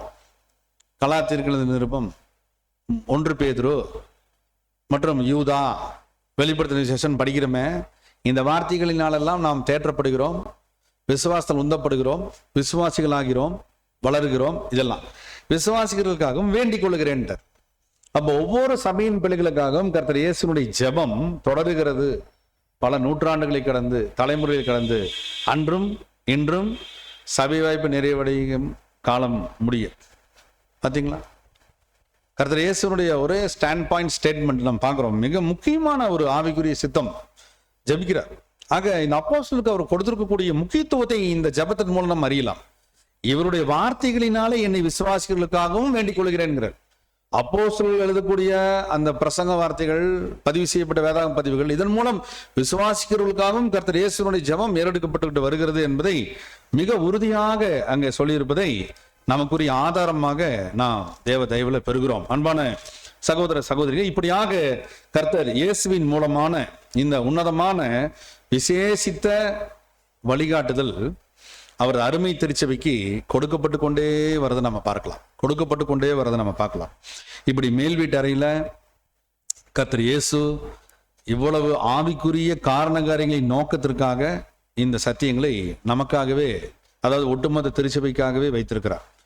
அப்படி இந்த விசேஷித்த சத்தியங்களை அவர் கொடுக்கும் போது அங்கே அவரை நினைவு கூறுவதற்கு, அதாவது கர்த்தர் இயேசுடைய வாழ்க்கையை நினைவு கூறுவதற்கு உரிய பலனை பற்றியும் அங்க பேசியிருக்கிறார். வசனங்களை நம்ம தொடர்ந்து படிக்கும் போது 18 மற்றும் 19 வசனங்களை நீங்க படிங்க. யோவான் 14, 18, 19. யோவான் 14ஆம் அதிகாரம் 18, 19 வசனங்கள். நான் உங்களை திக்கற்றவர்களாக விடேன், உங்களிடத்தில் வருவேன். இன்னும் கொஞ்ச காலத்திலே உலகம் என்னை காணாது, நீங்களோ என்னை காண்பீர்கள். நான் பிழைக்கிறபடியினால் நீங்களும் பிழைப்பீர்கள். பாருங்க எவ்வளவு அருமையான ஒரு சத்தியத்தை நீங்க சொல்றாருன்னா, அப்போஸ்தலரை அவர் தேவன், அதாவது கர்த்தர் இயேசு திக்கற்றவர்களாக இருக்கிறதுக்கு விடல, கண்டிப்பா அவர் இடத்துல வருவேன்னு சொன்னார். அப்போ ஆவிக்குரிய வழிகாட்டுதலை கர்த்தர் இயேசு உயிர் தெழுந்த பின்னாடி அவங்களுக்கு தொடர்ந்து கொடுத்து கொண்டே தான் இருந்தார். 12 அப்போஸ்தலருடைய வாழ்க்கையை நம்ம எடுத்து பார்த்தா வேதாகமத்துல பதிவு செய்யப்பட்ட சம்பவங்கள் இருக்கு. இவைகள் எழுதப்படாத காரியங்களும் அநேகம் உண்டு. அது கர்த்தர் இயேசுவுக்கும் பிதாவுக்கும் அப்போஸ்தலருக்கும் மட்டுமே தெரிந்த காரியம். அவருடைய வாழ்க்கையில ஒவ்வொரு நாள் மாம்சத்தில் இருந்தப்பவும் அவர்கள் தேவனோடு தொடர்பில் இருந்தாங்க, கர்த்தர் இயேசுவோடு தொடர்பில் இருந்தாங்க. மறுக்க முடியாத உண்மை. அவர்களுக்கு பிரத்யேக வரங்களும் வல்லமைகளும் அருளப்பட்டு கொண்டிருந்தது, அதுவும் உண்மை. அப்படி அநேக காரியங்கள் அவங்க உயிர் வாழ்ந்த நாட்களிலே தொடர்ந்து கொடுக்கப்பட்டிருந்தது நம்ம பார்க்கிறோம். அந்த வாக்குத்தத்தம் அவர்களுக்கு பிரத்யேகமானது. உங்க இடத்துல அவர் வருவேன்னு அவர் சொன்னதை அவர் செய்து காண்பிட்டே இருந்தார். நான் பிழைக்கிறபடினால் நீங்களும் பிழைப்பீர்கள் என்று கர்த்தர் இயேசு தன்னுடைய பிழைப்பு, அதாவது நித்திய ஜீவனுக்கு ஏற்றது, ஆவிக்குரிய ஜீவனுக்கு ஏற்றது, திவ்ய சுபாவத்துக்கு ஏற்றது என்பதை அங்கே சொல்லி, அதன் மூலம் திவ்ய சுபாவத்திற்கு அவர்களும் பங்காளிகள் என்பதை இங்கே வசனம் 19 விசேஷ வாக்குத்தத்தமாகவே அவர்களுக்கு பிரத்யேகமான ஆசீர்வாதமா கொடுத்தார். கர்த்தர் இயேசு திவ்ய சுபாவத்தில் இருந்தா அப்போஸ்தலரும் திவ்ய சுபாவம். கர்த்தர் இயேசுவினுடைய ஜீவன் அழியாமைத்துவ ஜீவனா, அப்போஸ்தலரும் அழியாமைத்துவ ஜீவன் தான். கர்த்தர் இயேசு கிறிஸ்துவுக்கு பிதாவுடைய வலது பாரிச சிங்காசனம்னா, அப்போஸ்தலருக்கு கர்த்தர் இயேசுடைய வலது பாரிச சிங்காசனம். இப்படியாக ஆசீர்வாதத்துல பார்ட்னர்ஷிப் கொடுத்தார், பங்குதாரர்கள் வாய்ப்பு கொடுத்தார். இப்படி கர்த்தர் இயேசு மேல் வீட்டு அறையில அவங்களை என்கரேஜ்மெண்ட் ட்ரூத் கொடுத்தாருலாம், மிகப்பெரிய உற்சாகமூட்டும் பலம் வாய்ந்த சதித்து கொடுத்தார். அந்த நேரத்துல அப்போஸ்தலருக்கு இது எப்படி இருந்துச்சுன்னா மிகப்பெரிய பலம் மூட்டும் சத்தியமா இருந்துச்சுங்க. அவர்கள் இதனுடைய தாக்கத்தை புரிந்து கொள்வது முழுமையாக எப்போன்னா பெந்தோகோஸ்தினால பரிசுத்தாவி பெற்ற பின்னாடி தான். ஏன்னா இனி வரப்போற சம்பவம்ல என்னன்னா, இவங்க பேசி மேல்விடர்களை பேசி முடிச்சுட்டு கசப்பான அனுபவத்துக்குள்ள போக போறாங்க. அப்ப இந்த உபதேசம் எல்லாம் அவங்க மனசுல கேட்டிருந்தாலும் நடந்துட்டு இருக்கிற நிகழ்ச்சிகளை பார்க்கும்போது முற்றிலும் எதிர்மாறா நடக்க போகுது, எதிர்மாறா நடக்கும். அத வேதனையில இவங்க பார்க்க போறாங்க, உயிர் பயத்துல ஓட போறாங்க. இது ரெண்டும் நடக்கும். இந்த அனுபவங்களை எல்லாம் அவங்க பெற்று முடிச்சுட்டு 3ஆம் நாள் ஒரு உயிர் தெழுந்து வந்த பிற்பாடு திக்கற்றவர்களாக விடேன், உங்களோட நான் இருப்பேன்னு சொல்லி தனது உயிர் தெழுதலை வலிமையான ரூபகாரங்களோடு எவிடன்சஸோடு நிரூபித்து காண்பிக்கிறார் கர்த்தர் இயேசு. அப்பதான் மீண்டும் பிக்கப்பிங் சென்ஸ்க்கு வராங்க, மீண்டும் விட்டெடுத்து தொடர்றதுக்கு வர்றாங்க. யாரு? மாம்சத்துல இருந்து அப்போஸ்தலர்கள். பிராக்டிக்கலா கர்த்தர் பேசுறாரு. ஏன்னா இவங்களுடைய லைஃப் என்ன மாதிரி மாறப்போகுது, எப்படி சிந்திக்க போறாங்க, எப்படி விசுவாசத்துல பின்னடைவு அனுபவம் வரும்போது பின்னடைவு செல்லாமல் இவங்களை தக்க வைக்கணும். அதுக்காக தான் இந்த மேல் வீட்டறை உபதேசம். அன்பான சகோதர சகோதரர்களே, இதே போல ஏறக்குறைய அப்போஸ்தலர் வாழ்க்கை போலதான் நம்முடைய வாழ்க்கையும் மாம்ச உலகில பலவிதமான போராட்டம், பலவிதமான பிரச்சனை, ஒவ்வொருத்தருக்கும் ஒவ்வொரு விதம். இவைகளின் மத்தியில கர்த்தர் இயேசு இப்ப நம்மோடு எப்படி இருக்கிறார் அப்படிங்கிறத நாம் முற்று நோக்கணும். நம்மோடு அவர் எப்படி இருக்கிறார்? இரண்டாம் வருகையில் பிரசன்னமாகி லவோதிக்கியா சபையினுடைய ஒரு போஸ்டிங்ல இருக்கிறார். என்ன போஸ்டிங் அப்படின்னா, நம்ம கவனிக்க வேண்டிய விஷயம் என்னன்னா, the chief reap harvester of the Laodicean church. Laodicea சபையினுடைய இறுதி நேர தலைமை பிரதான அறுவடையாளராக கர்த்தர் இயேசு செயல்பட்டு கொண்டிருக்கிறார். அவரது சத்தியம் என்னும் கருக்கறிவாளை வைத்து ஏற்றகால சத்தியங்கள் என்னும் பலம் வாய்ந்த ஆகாரங்களை கொண்டு உப்பால் சாரமேற்றப்பட்ட சத்தியங்களின் உட்பொருளை கிரகித்து அதன் மூலம் ஆவிக்குரிய பிறத்தலை, ஸ்பிரிச்சுவல் பிகட்டல் அடைந்திருக்கக்கூடிய, ஆவியின் அபிஷேகம் பெற்ற, பரிசுத்தாவின் பலனை தரித்திட்ட பிள்ளைகளை ஆவிக்குரிய வீரியத்தோடு அவர் பார்க்கிறார்களாம். ஏனென்றால் அவர்கள் உப்பால் சாரமேற்றப்பட்டவர்கள். அவர்கள் பலம் வாய்ந்த ஆகாரங்களை உட்கொண்டு அதன் மூலம் நன்மை தீமை என்று அறியத்தக்கதான ஞானேந்திரங்களை உடையவர்களுக்கே தகுதியான சத்தியங்களை பெற்றவர்கள் அவர்கள். அந்த விசேஷித்த பலம் வாய்ந்த ஆகாரங்களை அசை போட்டு கர்த்தருடைய கிருபை இரக்கங்களை ருசி பார்த்ததுனால அவர்கள் பலத்தின் மேல் பலனடைந்து இந்த ஓட்டத்தில் கர்த்தர் இயேசுவுக்கும் பிதாவுக்கும் உண்மையுள்ள உக்கரானத்துவத்தை செய்து கொண்டிருக்கிறார்கள். அவர்கள் தான் அவருடைய சத்தியம் என்னும் கூறிய கருக்கருவாளின் பதத்தினால் அறுக்கப்படுவதற்கு தகுதியை பெற்றவர்கள். உண்மை கோதுமை மணிகள், ஸ்டஃபோடு இருக்கக்கூடிய, சாரத்தோடு இருக்கக்கூடிய கோதுமை மணிகள். சாரம் இல்லாத நிலைமை அது பால் போன்ற நிலைமை, ஆரம்ப நிலைமை. ஆக அப்படிப்பட்ட நிலைமையில் இருப்பவர்கள் சாரம் ஏற்றிக்கொள்ள முன்வர வேண்டும். அப்படின்னா இன்னும் அதிகமாக விசுவாசிக்க, இன்னும் அதிகமாக அர்ப்பணிக்க, இன்னும் அதிகமாக தேவாவியை பெற, இன்னும் அதிகமாக கர்த்தர் இயேசுவை பின்பற்ற, இன்னும் அதிகமாக பிதாவினுடைய வாக்குத்தத்தங்களுக்கு சொந்தக்காரர்களாக தங்களை தொடர்ந்து தத்தம் செய்ய நித்தமும் முன்னேற வேண்டும். உண்மைத்துவத்தை நிரூபிக்க அதிகபட்ச பிரயாசங்கள் எடுக்கணும். இன்றைய ரச்சனையினால் தாமதிக்க கூடாது. இடையில லீவ் எடுக்க கூடாது. இடையில மெடிக்கல் லீவ் போட்டு போயிடக்கூடாது. நாங்க ரிட்டையர் ஆயிட்டு வரேன்னு சொல்லக்கூடாது. நாங்க நினைக்கிறப்ப வரேன்னு சொல்லக்கூடாது. No, there is no time. வாய்ப்பே கிடையாது. இன்றெல்லாம் விட்டால் என்றும் இல்லை. அன்பான சகோதர சகோதரிகளே, ஒவ்வொரு நாளும் நாம் முன்னேற்றத்தை நோக்கி வளர வேண்டியவர்களாக இருக்கிறோம். அப்போஸ்தலருடைய வாழ்க்கையில இந்த காரியம் தான் இருந்துச்சு. மேல் வீட்டறையில அவர் பேசின வலிமை வாய்ந்த சத்தியங்கள் இங்கே நாம் தியானித்துக் கொண்டிருக்கிறோம். அவர்களை என்கரேஜ் பண்ண விதம் ஃபேண்டாஸ்டிக்கா இருக்கு. அவங்கனால பரிசுத்தாவினுடைய வல்லமையை அவங்க பெந்தேகோஸ்தினால பெற்றதுக்கு அப்புறம் தான் இந்த சத்தியங்களுடைய பதிவை அப்போஸ்தலர் ஜான் எழுதும்போது தேவாவின் உதவியினால் அவர் ஊக்குவிக்கப்பட்டார். அப்படியே டிட்டோவா எழுத வச்சார்கள் நம்ம பிதாவாகி தேவன். கர்த்தர் என்ன சொன்னாரோ ஒரு எழுத்தாகிலும் எழுத்தின் உறுப்பாகிலும் தரையில விடாதபடிக்கு எழுத வச்சார்களாம்.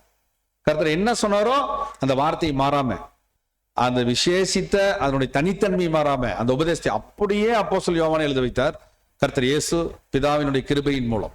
அன்பானவர்களே, இப்படியாக இந்த மேல் வீட்டறையினுடைய உன்னத உபதேசம் அப்போஸ்தலரை ஜீவனோடு கர்த்தர் இயேசுவுக்குள் நடைமுறை வாழ்க்கையில பின்பற்ற வைத்தது.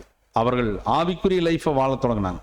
அதே போலதான் நம்மையும் அப்போஸ்தலர் கால அளவுல நம்ம சமகால அளவுல வாழாவிட்டாலும், நாம் தொலைதூரத்துக்கு பின்னாடி பிறந்திருந்தாலும், இந்த லவோதிக்கியா சபையினுடைய சீப் ரீப் ஹார்வெஸ்டரா, தலைமை பிரதான அறுவடையாளராக வந்திருக்கக்கூடிய கர்த்தர் இயேசு இந்த சத்தியங்களின் மூலம் நம்மை உணர்வூட்டுகிறார், உற்சாகப்பூட்டுகிறார், தாங்குகிறார். நம்மை ஒருபோதும் கைவிட மாட்டேன்னு சொல்லிட்டார். ஏனென்றால் இந்த கோதுமை மணிகளை பற்றி அவர் நன்றாக அறிவார். இந்த கோதுமை மணிகளுக்குரிய ஆவிக்குரிய தன்மை உடைய தேவ பிள்ளைகள் மனம் தளரவே கூடாதுங்களாம். ஏனென்றால் இந்த தலைமை பிரதான அறுவடையாளருடைய பாணியே சோ ஃபேண்டாஸ்டிக், பிரம்மி போட்டக்கூடிய தன்மையுடையது, சோ ஃபேண்டாஸ்டிக், ரொம்ப அற்புதமானது. ஏன்னா அவர் நேற்றும் இன்றும் என்றும் அவர் அன்சேஞ்சபிள். அவர்கிட்ட மாற்றமே கிடையாது. அவர் சொன்னதுதான், அவர் நடத்தினதுதான். அவர் வாக்குத்தத்தம் கொடுத்ததுதான்.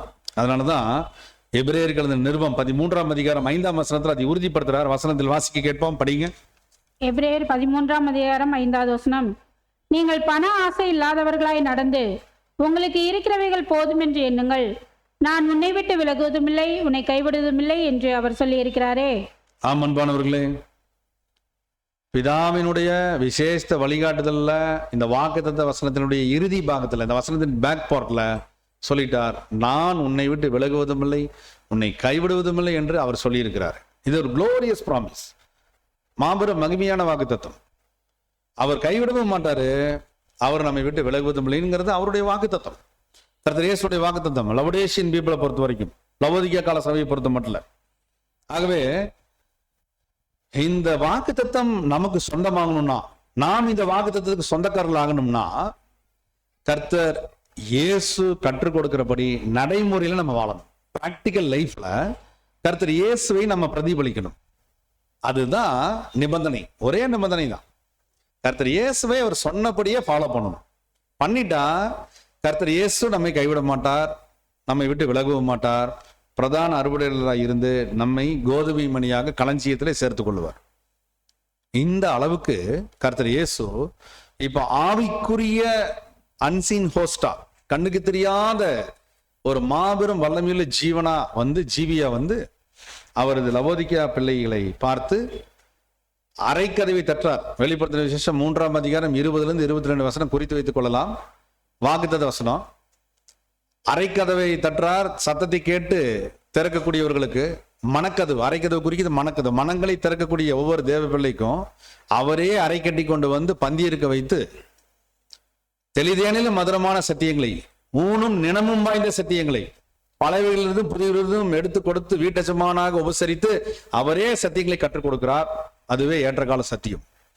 அந்த மீட்டின் டியூ சீசன் உணவுகளை கொடுத்து அவர்களை பலப்படுத்தி அவர்களை பரிசுத்தப்படுத்தி பரிசுத்தமாக்குதலை முழுமைப்படுத்தி தன்னுடைய களஞ்சியத்திலே அவரது பிள்ளைகளாக சேர்த்துக் கொள்கிறார். அன்பான சகோதர சகோதரிகளே, இப்ப எவ்வளவு தூரம் அவரது உற்சாகம், அவரது பலம் வாய்ந்த சத்தியம், அவரது ஆவிக்குரிய வழிநடத்தலை இந்த சீசர்களாகிய லவோதிக்கா சபையினர் பெற இருக்கிறார்கள், பெற்றுக்கொண்டு இருக்கிறார்கள் என்பதை நாம் அனுபவிக்கணுங்கிறார். நம்ம we should experience, நாம் அனுபவிக்கணுங்க. கர்த்தர் நல்லவர் என்பதை ருசிச்சு பார்த்தாதான் தெரியும். ஆப்பிள் பழம் இருக்கு, ரொம்ப அருமை. இந்த பக்கம் பிடிச்ச பழம்னா ஏதாவது ஒன்று சொல்லுங்க பிரதர், உங்களுக்கு பிடிச்ச பழம் பாருங்க. சொல்றாங்க தர்பூசணி. நீங்க தர்பூசணி இப்படி வச்சுக்கோங்க. சொல்றாங்க இது நல்லா இருக்கானா, நல்லா இருக்குங்கிறீங்க. மறுபடியும் கேட்கறாங்க நல்லா இருக்கா, நல்லா இருக்குங்கிறீங்க. எல்லாம் நல்லா இருக்கு, சாப்பிட்டீங்களா, இல்லைங்கிறீங்க. கேட்கறவங்களுக்கு எப்படி இருக்குங்க? நடுவர்களுக்கு எல்லாம் நல்லா இருக்கு, நல்லா இருக்குன்னு வாயிலேயே சொல்லிட்டு இருந்தா எப்ப எடுத்து சாப்பிடுறது, எப்போ அனுபவிக்கிறது, எப்போ அதனுடைய பிராக்டிக்கல் நடைமுறைக்குள்ள எப்போ போறது? நம்ம இன்டேக் எடுக்கணும், நாம் இன்டேக் எடுக்கணுங்கிறார். அன்பான சகோதர சகோதரிகளே, இந்த விசேஷித்த அனுபவப்படுத்தும் நிகழ்ச்சிக்கு தான் கர்த்தர் இயேசு வைத்திட்ட பாடம் என்ன அப்படின்னு பார்த்தா, ரொம்ப அருமையான ஒரு அடையாளம். அது அவரது அப்பத்தில் நாம் பயனாளர்கள் ஆக வேண்டும். அவரது அப்பத்துல நாம் பயனாளர்கள் ஆகணும்னா அது சாதாரண விஷயம் தான் அப்படின்னு நாம் நினைக்க கூடாது. அவரது அப்பத்தில் பங்கு பெறுதல் என்ற நிகழ்ச்சியவே அவர் வச்சிட்டார். அப்படின்னா அவருடைய பொருள் என்ன? கர்த்தர் இயேசு அவரது பரிபூர்ணமான மாம்சீக சுபாவத்தை, அந்த பிக்சர் கூட நீங்க கொண்டு வாங்க, மாம்சீக சுபாவத்தை அவர் என்னவா கொடுத்திருக்கிறார் அப்படின்னா பலியா கொடுத்துட்டார். இந்த பலியை விசுவாசிக்கக்கூடிய ஒவ்வொருவரும் நாம் என்ன செய்யப்படுறோம் அப்படின்னு சொன்னா, கர்த்தர் இயேசுவினால் நீதிமான்களாக பாவிக்கப்படுகிறோம். நாம் ஒவ்வொருவரையும் கர்த்தர் இயேசு எப்படி பார்க்கிறாருன்னா, அவரை ஏற்றுக்கொள்வதனாலே, அவரது பலியின் ஜீவிய வாழ்க்கையை நாம் விசேஷமா விசுவாசிப்பதினாலே, விசுவாசத்தினாலே நாம் நீதிமான்களாக்கப்படுகிறோம். கர்த்தர் இயேசுடைய தியாக வாழ்க்கை இவ்வளவு சிறப்பா இருக்கு. இவ்வளவு சிறப்பா இருக்கிறதுனால நாம் அந்த வாழ்க்கையை ஏற்றுக்கொள்வதனால நாம் என்ன செய்யப்பட போறோம்னா நீதிமான்களாகும் வாய்ப்பை பெறுகிறோம். இது மிகப்பெரிய பலனுங்க, சாதாரண பலன் இல்லை. நீதிமான்களாய் இருப்பது மிகப்பெரிய ஒரு விஷயம். ஏனென்றால் பிதாவாகி தேவன் யார் இடத்துல தொடர்பு கொள்றார் அப்படின்னு நம்ம பார்த்தோம்னா நீதிமான்களை தான் தொடர்பு கொள்றார், பாவிகளை இல்லை. அதே போல கர்த்தர் இயேசு அவரது திரு ரத்தத்தை அடையாளப்படுத்தக்கூடிய அந்த திராட்சரசம் இதை அவர் கொடுக்கிறார். அவர் கொடுக்கும்போது அந்த திராட்சரசத்தில் பானம் பண்ணுவதற்கு நமக்கு கொடுக்கப்படும் பொருளான சத்தியங்கள் ஏராளம் உண்டு. அந்த திராட்சரசம் எதை குறிக்குதுன்னா அவரது ஜீவனை குறிக்குது. அந்த ஜீவன் எதற்கு அடையாளம்னா பாடுகள் நிறைந்த பலியின் ஜீவியத்திற்கு அடையாளம். அந்த பாடுகளில் குறைவானதை நிறைவேற்றுவதற்கு நமக்கு அழைப்பு கொடுக்கப்பட்டிருக்கு. நம்மால் முடிந்த முயற்சி, நம்மால் முடிந்த பிரயாசம், நம்மால் முடிந்த உழைப்பு, நம்மால் முடிந்த பிரயாணம், நம்மால் முடிந்த செலவுகள், நம்மால் முடிந்த பங்களிப்புகள், நம்மால் முடிந்த அனைத்தும் கர்த்தர் இயேசுவோடு பலி செலுத்துவதில் பங்களிப்பாக அவர் ஏற்றுக்கொள்கிறார். ஆகவே அன்பானவர்களே, நாம் மகிமைக்கு செல்வதற்கு நாம் எந்த அளவுக்கு முயற்சி செய்யறதுக்கு சக்தியும் திராணியும் பலனும் உள்ளதோ அந்த அளவுக்கு நாம் செய்வதை தேவன் அங்கீகரித்துக் கொள்றார். நம்மால் செய்ய முடியாததை அவர் கேட்கவில்லை, நம்மால் செய்ய முடிந்ததைத்தான் செய்ய சொல்றார். நாம் சகிக்க முடியாத சோதனையை அவர் தர முன்வரவில்லை, நம்மால் சகிக்க முடிந்த சோதனையைத்தான் அவர் தந்து கொண்டிருக்கிறார் அல்லது அனுமதித்துக் கொண்டிருக்கிறார் என்பதிலே கர்த்தர் இயேசு நம்மை கையாளும் விதம் பற்றி நாம் நன்றி உள்ளவர்களாக இருக்கணும். ஏனென்றால் கர்த்தர் இயேசு அவ்விதமா தான் நம்மளை நடத்துறார் என்பதில் நாம் எந்த அளவுக்கு தேவனுக்கு நன்றி உள்ளவர்களாக இருக்க வேண்டும் என்பதை சிந்தித்து பார்க்கணுங்கிறார். அன்பான சகோதர சகோதரிகளே, பாருங்க, அவர் நம்மை கைவிடுவதும் இல்லை, அவர் நம்மை விட்டு விலகுவதும் இல்லை என்பதில் இவைகள் எல்லாம் நாம் அறியலாம்ங்கிறார். கர்த்தர் இயேசுவையோ பிதாவாகி தேவன் சிறிது நேரம் தொடர்பை துண்டித்துக் கொண்டார். பாத்தீங்களா? சபைக்கு தொடர்பு துண்டிக்கிறது இல்லை. அதுல இருந்தே நமக்கு எந்த அளவுக்கு கர்த்தர் இயேசுவின் மூலம் பிதா அதிக இரக்கம் பாராட்டுறாருங்கிறத புரிஞ்சுக்கலாம். கர்த்தர் இயேசுவை தொடர்பு கொண்ட காரியத்தில் பிதா ஒரு சனத்தில் ஒரு இமைப்பொழுதில் உம்மை கைவிட்டேன்கிற திருக்கு தரிசனம் நிறைவேற வேண்டி இருந்துச்சு. வசனத்தை வாசிங்க. மார்க்கு 15:34. மார்க் 15:34. 9ஆம் மணி நேரத்திலே இயேசு ஏலோயி ஏலோயி லாமா சபக்தானி என்று மிகுந்த சத்தமிட்டு கூப்பிட்டார். அதற்கு என் தேவனே என் தேவனே ஏன் என்னை கைவிட்டீர் என்று அர்த்தமாம். ஆமன்பானவர்களே, இங்கே மிகப்பெரிய ஒரு விசேஷித்த ஒரு சிந்தனையை கர்த்தர் இயேசு வெளிப்படுத்தினார். தேவன் தன்னை கைவிட்டதாக அங்கே விசேஷித்த ஒரு காரியத்தை கர்த்தர் இயேசு குறிப்பிட்டார். அன்பானவர்களே, அப்படின்னா இது எப்படி நம்ம புரிஞ்சுக்கலாம்? இந்த ஆவிக்குரிய சத்திய வசனத்தை ஆராயணும் அப்படின்னு சொன்னா கம்ப்ளீட்டா நம்ம எங்க போகணும்னா சங்கீதம் 22க்கு போகணும். சங்கீதம் 22 1ஆம் வசனம் படிங்க. சங்கீதம் 22ஆம் அதிகாரம் 1வது வசனம். என் தேவனே என் தேவனே ஏன் என்னை கைவிட்டீர்? எனக்கு உதவி செய்யாமலும் நான் கதறி சொல்லும் வார்த்தைகளை கேளாமலும் ஏன் தூரமாயிருக்கிறீர்? பாருங்க, ரொம்ப அருமையா அங்கே கர்த்தராகி இயேசு கிறிஸ்து அங்க பேசியிருக்கிறார். இது சங்கீதக்காரராகி தாவீது இந்த தீர்க்க தரிசன சத்திய வசனத்தை தேவ ஆவியின் உதவியில பதிவு செய்து வைத்திருக்கிறார். அப்ப கர்த்தர் இயேசுவை அடையாளப்படுத்தும் இந்த சங்கீதத்தின் வார்த்தைகள்ல நாம கற்றுக்கொள்ள வேண்டிய சத்தியங்கள் அநேகம் உண்டு. அதுல முதல் காரியம் என்ன அப்படின்னா, இந்த சத்தியமானது இஸ்ரேலிய சரித்திரத்துல ஒரு பாடல் நடையில பாடப்பட்ட சத்தியங்களாம். பாடல் நடையில எப்ப பாடல் நடையில அதிகமா பாடுவாங்க அப்படின்னு சொன்னா, தேவன் மீது தங்களது நெருங்கிய தொடர்பை, தேவன் மீது தங்களது நெருங்கிய அன்பை வெளிப்படுத்தும் நோக்கத்துல இந்த பாடல் வரிகளா பாடுவாங்களாம். பாருங்க, இஸ்ரேல் மக்களுடைய மனநிலையிலிருந்து வெளிப்படுத்தப்பட்ட பாடல். இது எப்பெல்லாம் பாடுவாங்கன்னா டெம்பிள் டெடிகேஷன், அப்போ ஆலயத்துடைய அர்ப்பணம் செய்யும் போது. இப்போதும் அந்த ஒப்புரவாதினால் அவங்களுக்கு வரும்போது வெயிலிங் வால் என்று சொல்லப்படக்கூடிய புலம்பலின் சுவரில், அழுகையின் சுவரில் இந்த பாடலை பாடுவாங்க. யாருங்க? இஸ்ரேலிய மக்கள். இது ரொம்ப ஃபேமஸ் அவங்களுடைய ட்ரெடிஷன்ல, மரபுல. அப்போ இது எதை மையப்படுத்தும் காரியம் இருக்குன்னா, பிதாவாகி தேவனே, நாங்கள் உங்கள் மீது எவ்வளவு பயபக்தியாயும் நெருக்கமாயும் இருக்கிறோம் என்பதை நாங்கள் நிரூபிக்க முன்வருகிறோம். நாங்கள் உன் மீது அன்பாய் இருக்கிறோம், நீங்கள் எங்களோடு எங்களை வழிநடத்துங்கன்னு எதிர்பார்ப்போடு கதறி கேட்கும் வார்த்தை. அதனாலதான் இதுக்கு என்ன ஒரு எபிரேய ஆராய்ச்சிகள் இது என்ன சொல்லுவாங்கன்னா, ஒரு மான் தனது கூட்டத்தை விட்டு தனிமைப்படுத்தப்பட்டு மேய்ந்து கொண்டிருக்கும் போது அது கதறி தனது கூட்டத்தை நோக்கி தன்னை சேர்த்து வைப்பதற்கு அபாய குரல் எழுப்பும். மானானது நீரோடையை, பாட்டெல்லாம் ரொம்ப அருமையா பாடுவாங்க இல்லைங்களா? அது என்னுடைய பின்னணி என்ன அப்படின்னா, ஒரு ஏக்கமான வாஞ்சி, ஒரு ஏக்கமான பெருமூச்சு விடும் அன்பின் வாஞ்சை. அது எதை குறிக்கும் ஒரு காரியமா இருக்கும்னா, ஆட்டுக்குட்டி கூட மந்தையை விட்டுட்டு தான் அந்த மந்தையோட சேர்த்துறதுக்கு மேய்ப்பனை நோக்கி ஒரு ஈனக்குரல், அபாய குரல் எழுப்புங்களாம். ஆடுகள் எல்லாம் பாலஸ்தீனாவில், அதாவது அந்த பகுதி இஸ்ரேலிய பகுதிகளில் நடத்தப்படும் போது எங்கேயாவது அந்த கிளிஃப்னு சொல்லுவாங்க, மலைகளில் இருக்கக்கூடிய மலை முகடுகளில் சிறு சிறு ஓட்டைகள்லாம் இருந்துச்சுன்னா அந்த குறும்பு பண்ணக்கூடிய செம்மறியாடு கூட்டத்தில் வரக்கூடிய குட்டிகள் எல்லாம் நடந்து வரும்போது ஏதாவது இடத்துல கால் மாட்டிக்கிறதோ இல்லை கழுத்து மாட்டிக்கிறதோ நடக்குமா. எல்லா ஆடுகளோடையும் சேர்ந்து வராமல் இது மேய்வதற்கு என்று தனியாக லேட்டாக பண்ணிட்டு அது குறும்புத்தனம் பண்ணிட்டு வருமா, கரெக்டாக தனியாக மாட்டிக்கலாம். மாட்டும் போது முழு சத்தமாக எழுப்ப முடியாது. ஏன்னா அதெல்லாம் தாயாடு மற்ற ஆடெல்லாம் அது மேய்ப்புன்னு சொல்ல கேட்டு கொஞ்சம் தூரம் முன்னாடி போயிட்டு இருக்கோம். அபாய குரல் எழுப்பி கத்துக்கலாமா. அப்போ இந்த சத்தம் மெய்ப்பன் கீன் அப்சர்வரா பாருங்க. மெய்ப்பன் என்ன பண்ணுவாரு, போற மந்தையை பார்க்க மாட்டாரு, காணாமல் இருக்கிறது என்னன்னு தான் பார்ப்பாரு. அதனாலதான் அந்த ஓமையை பற்றி கர்த்தர் சொன்னார், காணாமல் போன ஆடு ஓமி. மெய்ப்பனுடைய நோக்கம் என்னன்னா, மந்தையில எது பலவீனமான ஆடு, எது இளம் ஆடு, எது அனுபவமற்ற ஆடுன்னு பார்த்துட்டே இருக்கிறது அவருடைய முழு நேரம் வேலை. அப்ப இந்த சத்தம் மெய்ப்பனுக்கு எங்க இருந்தாலும் கேட்கிற அளவுக்கு தீட்சணியமா காதை தீட்டிட்டு இருக்கிற மாதிரி இருப்பாங்க.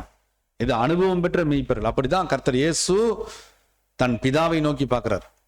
பிதா தனக்கு மெய்ப்பர், மெய்ப்பராகி பிதாவை நோக்கி இவர் கேட்கிறார், நீங்க என்னுடைய எல்லா காரியத்தையும் கையாள்பவர், நீங்க சொல்றபடி நாங்க கேட்கிறோம், உங்கள் மீது என்னுடைய விசுவாசம் முழுமையா இருக்கு, நீங்க எப்போ எங்களை மறுபடியும் கூப்பிட்டுக்குவீங்க என்பதனுடைய அடையாளம் தான் என்னை கைவிட்டீங்க, எப்போ கூப்பிட்டுக்குவீங்க என்ற அர்த்தத்தில் அவர் அங்க பேசியிருக்கிறார்களாம். அன்பானவர்களே, ஆகவே நாம் இவைகளை கற்றுக்கொள்ளும் போது நெகட்டிவ் மைண்ட்ல நம்ம இதை பார்க்க கூடாதுங்கிறார். ஏன் நெகட்டிவ் மைண்ட்ல பார்க்க கூடாதுன்னா, சிலர் எப்படி நினைக்கிறாங்கன்னா, தேவன் இயேசு கிறிஸ்து முழுசு கைவிட்டாருங்க, அதனாலதான் பாருங்க அவராலேயே முடியாதனாலதான் அவர் அப்படி கேட்டாரு, ஏன்பா கைவிட்டீங்கன்னு. அப்ப இது எப்படின்னா, அவருக்கு அவிசுவாசம் ஆயிடுச்சு என்ற ரீதியில அவரை குற்றம் சாட்டுவதற்காக பயன்படுத்தப்படும் நோக்கத்தில் இந்த வசனம் தவறாக கையாளப்படுதான். ஆனால் உண்மையாகவே கர்த்தராகிய இயேசு கிறிஸ்து அவரது உன்னத நோக்கத்தை வெளிப்படுத்துறார். தேவனே, நீங்க எங்களை முழுவதும் கையாளுறீங்க, உங்களிடத்துல நாங்க மறுபடியும் சீக்கிரம் வரணும், அதற்கு நீங்கள் எப்போது எங்களை கூப்பிடுவீங்க, உங்க பர்மிஷன் எப்ப கிடைக்கும் என்ற ஏக்க பெருமூச்சு, ஏக்க எதிர்பார்ப்பு, அன்பின் எதிர்பார்ப்பு தான் இந்த வசனம் விளக்கும் சத்தியம்ங்கிறது. ஏன் என்னை கைவிட்டு, தேவனே உங்களுடைய பெரிய அன்பு, அந்த அன்புக்கு முன்னாடி நான் எம்மாத்திரம் இல்லை, ஒரு விஷயம் கூட நான் இல்லைன்னு கர்த்தர் ஒத்துக்கிறார். கர்த்தர் தன்னுடைய ஸ்டேட்மெண்ட் சொல்றார், நானோ புழு, மனுஷரால் நிந்திக்கப்படுவதற்கும் மனுஷரால் மிதிக்கப்படுவதற்கும் என்று சங்கீதத்தில் வாசிக்கிறோம். அப்ப கர்த்தர் இயேசுவே தன்னை இவ்வளவு தூரம் தாழ்த்தும் போது அவரது திருச்சபை எம்மாத்திரம். நாம் உண்மையாகவே பிதாவின் இடத்துல இன்னும் அதிகமாக நெருங்குவதற்கு நாம் முன்வர வேண்டும். அன்பான சகோதர சகோதரிகளே, அதனாலதான் இஸ்ரேலிய ஜனங்களுக்கு இது மரபு வழி பாடலை எப்படி கொடுத்துட்டாங்கன்னா, தேங்க்ஸ் கிவிங் பாடலை இதை வச்சிருக்கிறாங்களாம். என்ன பண்ணிட்டாங்க அப்படின்னா, தேவனே நீங்க எங்களை மறுபடியும் சேர்த்துக்கிங்க, உங்கள் மீது விசுவாசம் எங்களுக்கு அதிகரிக்க வைங்க, நாங்கள் உங்கள் மீது எப்போதும் நன்றியறிதல் உள்ளவர்களாகவே இருக்கணும் என்று அதிகமாக தேவனை நோக்கி தங்களை ஒப்பு கொடுக்கக்கூடிய பாடலாக அவருடைய துன்ப நேரங்கள் அதிகமாக இதை பாடுவாங்க. அவங்க கைவிடப்பட்ட நிலைமையெல்லாம் இப்பெல்லாம் தனித்து விடப்பட்ட சூழலாம் வரும்போது இது அதிகமா பாடுவாங்களா. இப்போ இன்றளவும் பக்தி வைராக்கியம் யுவதர்கள் இதை செய்து கொண்டிருக்கிறாங்க. எல்லாரும் இல்ல, அதையும் நாம் நினைவில் கொள்ள வேண்டும். சரி, இந்த சங்கீதத்துல கர்த்தர் இயேசுவை பற்றி சித்தரிக்கக்கூடிய மாபெரும் இன்னொரு சத்தியம் இருக்கு. சங்கீதம் 22:21 நீங்க படிங்க. சங்கீதம் 22:21 என்னை சிங்கத்தின் வாயிலிருந்து ரட்சியும், நான் காண்டாமிருகத்தின் கொம்புகளில் இருக்கும்போது எனக்கு செவி கொடுத்தருளினீர். பாருங்க, மிக முக்கியமான ஒரு காரியம். நீங்க கர்த்தராகிய இயேசு கிறிஸ்து இங்க பேசுறாரு, அவரை அடையாளப்படுத்தக்கூடிய வார்த்தை தான் என்னை என்பது கர்த்தர் இயேசுவை அடையாளப்படுத்தும் ஒரு சத்தியம். சிங்கத்தின் வாயிலிருந்து ரட்சியும் அப்படின்னு பிதா கிட்ட ஜெபிக்கிறார். நான் காண்டாமிருகத்தின் கொம்புகளில் இருக்கும்போது எனக்கு செவி கொடுத்தருளினீர் என்று அவர் பேசுறார். இதனுடைய ஆவிக்குரிய சத்தியத்தை நாம் தியானிக்கும் போது கர்த்தர் இயேசுனுடைய ரியல் டெஸ்டிங் அவர்ஸை பத்தி நம்ம தெரிஞ்சுக்கலாம். கர்த்தர் இயேசு கிறிஸ்துக்கு எப்படி டெஸ்ட் கொடுக்கப்பட்டுச்சுன்னா, ரெண்டு கோணத்துல இந்த சீரியஸ் டெஸ்ட் கொடுக்கப்பட்டுச்சு. ஒன்று சிங்கத்தின் வாய், அது குறிக்குது துஷ்ட சிங்கம், சாத்தானும் சாத்தானி இருளின் அதிகார சக்திகளும் அனைத்து தரப்பும் சூழ்ந்திருந்தாங்க. அரசியல் வடிவத்துல, மத வடிவத்துல, பொருளாதார வடிவத்துல, சமூக வடிவத்துல அப்படி சூழ்ந்து அவருக்கான டெஸ்ட் ரொம்ப பெரிய அளவுல போச்சு. அதனாலதான் பாக்குறோம் கர்த்தர் இயேசுவினுடைய அந்த டெஸ்ட்ல 6 கட்ட விசாரணை நடந்துச்சு. கெத்செமனே ஹவர்ஸ்க்கு அப்புறம் கெத்செமனே தோட்டத்திலிருந்து அவர் சிறைப்பிடிக்கப்பட்டு பாவிகள் கையில் ஒப்பு கொடுக்கப்பட்ட பிற்பாடு 6 கட்ட விசாரணையில் அவர் அலைக்கழிக்கப்பட்டார். முழு இரவும் அவர் வாதிக்கப்பட்டார். பிற்பாடு முறைகேடான விசாரணை உச்சத்துல காலை 6 மணிக்கு அவருக்கு மறுபடியும் விசாரணை நடக்குது. பிலாத்து முன்னாடி மறுபடியும் ஏரோதுகிட்ட விசாரணை, மீண்டும் பிலாத்துக்கிட்ட அழைத்து வரப்படுறாரு. இறுதியில காலை 9 மணிக்கு சென்டென்ஸ் டு டெத், சிலுவை மரணத்தை உறுதி செய்யப்பட்டு அவருக்கு கசியடி கொடுக்கப்பட்டு அவர் வழிநடத்த போறார். பல்வேறு சித்திரவதைகள் இதுக்கு இடையில. இப்படியாக இவர்கள் அனைத்தும் சிங்கத்தின் வாய் காரியத்தை குறிக்குது. அடுத்தது என்ன அப்படின்னா காண்டாமிருகத்தின் கொம்பு. ஆக்சுவலா இது ஹீப்ரு பைபிள்ல காண்டாமிருகம்னு வராதுங்க. நீங்க NIV டிரான்ஸ்லேஷன் இதை படிக்கலாம், எடுத்தீங்கன்னா போதும். NIV டிரான்ஸ்லேஷன் இங்கிலீஷ் NIV, ஹீப்ருல வந்து எடுத்தா NIV, direct NIV, new international version translation. காண்டாமிருகம் வராது, வைல்ட் ஆக்ஸ்ன்னு வரும். போதும். சரி, அது படிச்சிருங்க. இங்கிலீஷ்ல வரும்போது சங்கீதம் 22:1 NIV படிச்சிருங்க. Rescue me from the mouth of the lions.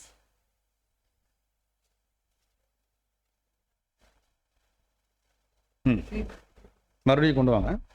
Save me from the horns of the wild oxen. Save me from the wild oxen. நீங்க அப்புறம் ஸ்கிரீனுக்கு கொண்டு வரும்போது காமிச்சிருங்க. Save me from the wild oxen. பாத்தீங்களா? அப்போ இந்த காட்டு எருதுகள் கிட்ட இருந்து எங்களை நீங்க என்ன பண்ணுங்க, தப்புவீங்க, எங்களுக்கு செவி கொடுக்கறதுக்கு நீங்க கிருபை செய்யுங்கன்னு கேட்டுக்கிட்டார், காப்பாற்றுங்கன்ட்டார். அப்போ இந்த வைல்ட் ஆக்சன் ரெப்ரசன்ட், இது வைல்ட் ஆக்சன்ங்கிற இந்த ஒரு பிரமிக்கத்தக்க காரியம் என்ன அப்படின்னா பிதாவுடைய நியாயமான தீர்ப்பு. அதுல யாருமே தப்பிக்க முடியாது. கண்ணுக்கு கண், பல்லுக்கு பல், பரிபூர்ண ஜீவனுக்கு பரிபூர்ண ஜீவன், பரிபூர்ண சுபாவத்துக்கு பரிபூர்ண சுபாவம். இதுதான் அவருடைய நீதி, மாறாது. அப்ப ஆதாம் எந்த நிலைமையில விழுந்து போனார் அப்படின்னா நம்ம பார்க்கிறோம் மிகப்பெரிய ஒரு நிலைமை. அவனை மகிமையினாலும் கனத்தினாலும் முடிசூட்டினீர். பாத்தீங்களா? பரிபூர்ண ஜீவித்துவத்தை விழுந்து போனார். அதே சேம் தேவதூதரிலும் அவனை சற்று சிறியவனாக்கினீர்.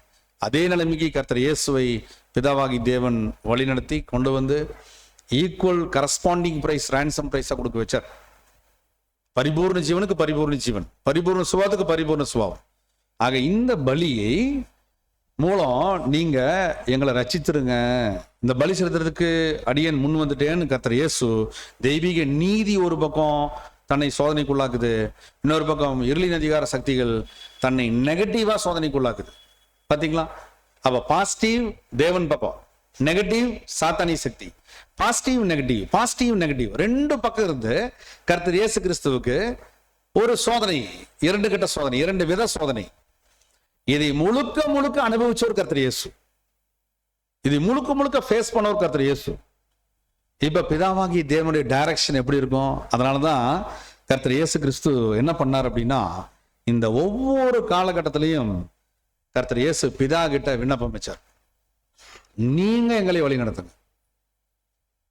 எபிரேயர்கள் எழுதின நிருபம் 5ஆம் அதிகாரம் 7ஆம் வசனத்தை படிங்க. எபிரேயர் 5ஆம் அதிகாரம் 7வது வசனம். அவர் மாம்சத்தில் இருந்த நாட்களில் தம்மை மரணத்திலிருந்து ரட்சிக்க வல்லமையுள்ளவரை நோக்கி பலத்த சத்தத்தோடும் கண்ணீரோடும் விண்ணப்பம் பண்ணி வேண்டுதல் செய்து தமக்கு உண்டான பயபக்தி நிமித்தம் கேட்கப்பட்டு. பாத்தீங்களா? இந்த வசனத்தினுடைய இறுதி வார்த்தை மிக முக்கியமான ஒரு வார்த்தை நம்ம வாசிச்சிட்டோம். மாம்ச நாட்களில் கடைசியா மரணத்தை ரட்சிக்க வல்லமையுள்ள பிதாவை நோக்கி அவர் பலத்த சத்தத்தோடும் கண்ணீரோடும் விண்ணப்பம் செய்து வேண்டுதல் செய்து தமக்கு உண்டான பய பக்தி நிமித்தம் தான் கேட்கப்பட்டார். அப்ப 2 வகையான இந்த சீரியஸ் டெஸ்ட். ஒண்ணு இருளின் அதிகார சோதனைகள் இருந்துட்டு இருக்கு, அதுதான் நம்ம பார்க்கிறோம். சிங்கம் நம்ம ஏற்கனவே நம்ம பார்த்துட்டோம், சிங்கத்தின் கை இல்லைங்களா, இருளின் அதிகாரம். இன்னொன்னு வைல்ட் ஆக்சன், காட்டு எருதுகள், அது குறிக்குது தெய்வீக நீதிகள், நியாயங்கள், இதன் மத்தியில் நடத்தப்படுற சோதனைகள். இது 2ல இருந்தும் கர்த்தர் இயேசு கிறிஸ்து மீட்கப்படணும் அப்படின்னு சொன்னா அதுக்கு ஒரே சான்ஸ் தான் இருக்கு. கர்த்தர் இயேசு கிறிஸ்துக்கு கூடிய இந்த விலையேறப்பட்ட ஒரு தன்மை, அந்த திருவிழித்துல வாசிங்க, இன்னும் நல்லா ஈஸியா புரிஞ்சுக்கலாம். படிங்க. எபிரேயர் 5:7. அவர் இவ்வுலகில் வாழ்ந்த காலத்தில் தம்மை சாவிலிருந்து காப்பாற்ற வல்லவரை நோக்கி உரத்த குரல் எழுப்பி கண்ணீர் சிந்தி மன்றாடி வேண்டினார். அவர் கொண்டிருந்த இறைப்பற்று கலந்த அச்சத்தை முன்னிட்டு கடவுள் அவருக்கு செவிசாய்த்தார். மிக முக்கியமான காரியம் இங்க, விசேஷித்த ஒரு காரியம். அவர் எப்படி ஜெபித்தார்னா முறையான ஜெபம். இங்கதான் நம்ம பார்க்கிறோம் ப்ராப்பர் பிரேயர் ஆஃப் ஜீசஸ். கர்த்தர் இயேசு அவரை நினைவு கூறுதலை நம்ம நடைமுறைப்படுத்தணும்னா, அவரை ஃபாலோ பண்ணும்போது இந்த ஜெபம் நமக்கு ஒரு உந்து விசையா இருக்கும், கேட்டலிஸ்டா இருக்கும், வினையுகியா இருக்கும். எப்படின்னா, அந்த பர்டிகுலர் பீரியட்ல ஒரு பக்கம் சிங்கத்தின் கை, சிங்கத்தின் வாயிலிருந்து, இன்னொரு பக்கம் வைல்ட் டாக்ஸ், காட்டெருதுகளினுடைய கொம்புகளிலிருந்து காப்பாற்றப்படும். தேவனுடைய நீதி நியாயம் அந்த தீர்ப்பிலிருந்து இவர் காப்பாற்றப்படணும். அப்படின்னா அவர் உரத்த குரல் எழுப்பினார். அப்படின்னா அவர் தேவன் ஒருவரே தன்னை காப்பாற்ற வல்லமையுள்ளவர் என்று விசுவாசத்தை அங்க வெளிப்படுத்தி முறையான ஜெபத்திற்கு முதல் குரல் கொடுத்தார். தனது துக்கத்தை பிதா கிட்டத்தான் வெளிப்படுத்தினார், வேற எந்த மனிதர்கிட்டையும் வெளிப்படுத்தல. துக்கம்னு என்ன அர்த்தம்? எந்த வகையான துக்கம்னா, தான் செலுத்தக்கூடிய பலி உற்சாகமான பலியாக செலுத்தப்படும். எந்த இடத்துலையும் கீழ்ப்படிதல்ல குறை வச்சிடக்கூடாது. இதுவரைக்கும் ரட்சிப்பின் பயணத்துல வந்தாச்சு, இனிமேல் எந்த பாதிப்பு வராத மாதிரி நீங்க எங்களுக்கு உதவி செய்யுங்கன்னு கேட்கணும். அந்த கண்ணீர் சிந்தி மன்றாடி வேண்டினார்களாமா, முழு உணர்வோடு வேண்டினார். அவர் கொண்டிருந்த இறைப்பற்று கலந்த அச்சத்தை முன்னிட்டு, அவர் கொண்டிருந்த காரியம் என்னன்னா இறைப்பற்று கலந்த அச்சம். சாதாரண அச்சம் இல்ல, பிதாவின் மீது கொண்டிருந்த பயபக்தி. இந்த பிதாவின் மீது கொண்டிருந்த பயபக்தி தான் அவரது தன்னிகரற்ற சிறப்பு.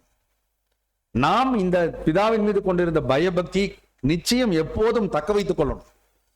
ஒவ்வொரு நாளும் இந்த பயபக்தியை வளர்ச்சியடைய செய்ய வேண்டும். ஏனென்றால் பிதாவின் மீதான பயபக்தி நம்மில் எவருக்கேனும் குறைந்தாலோ அல்லது அதை நாம குறைத்து கொண்டாலோ மற்ற எல்லா பாவமும் நமக்கு வந்துருங்களாம்.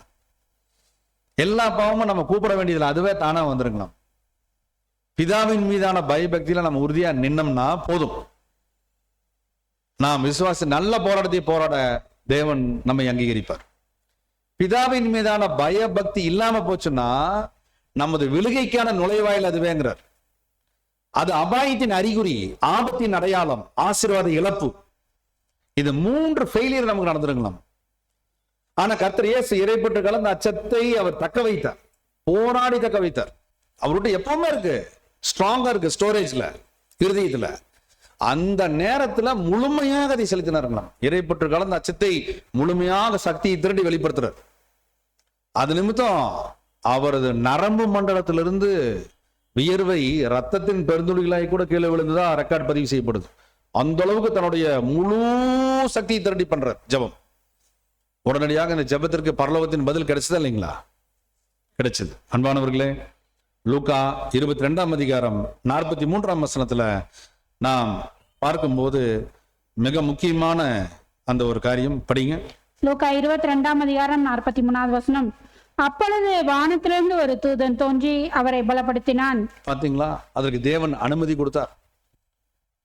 மை டியர் சன், கர்த்தராகிய இயேசு கிறிஸ்துவை பார்த்து, உங்களுடைய ஜெபம் அங்கீகரிக்கப்பட்டுச்சு, இறைப்பற்று கலந்த அச்சத்தை நாங்கள் அங்கீகரித்தோம் என்று தேவதூதன் மூலம் அவரை பலப்படுத்தி இனி செய்ய வேண்டியது என்னங்கிற டாஸ்கை அவருக்கு புரிய வச்சிட்டார். பிதா புரிய வச்சிட்டார்.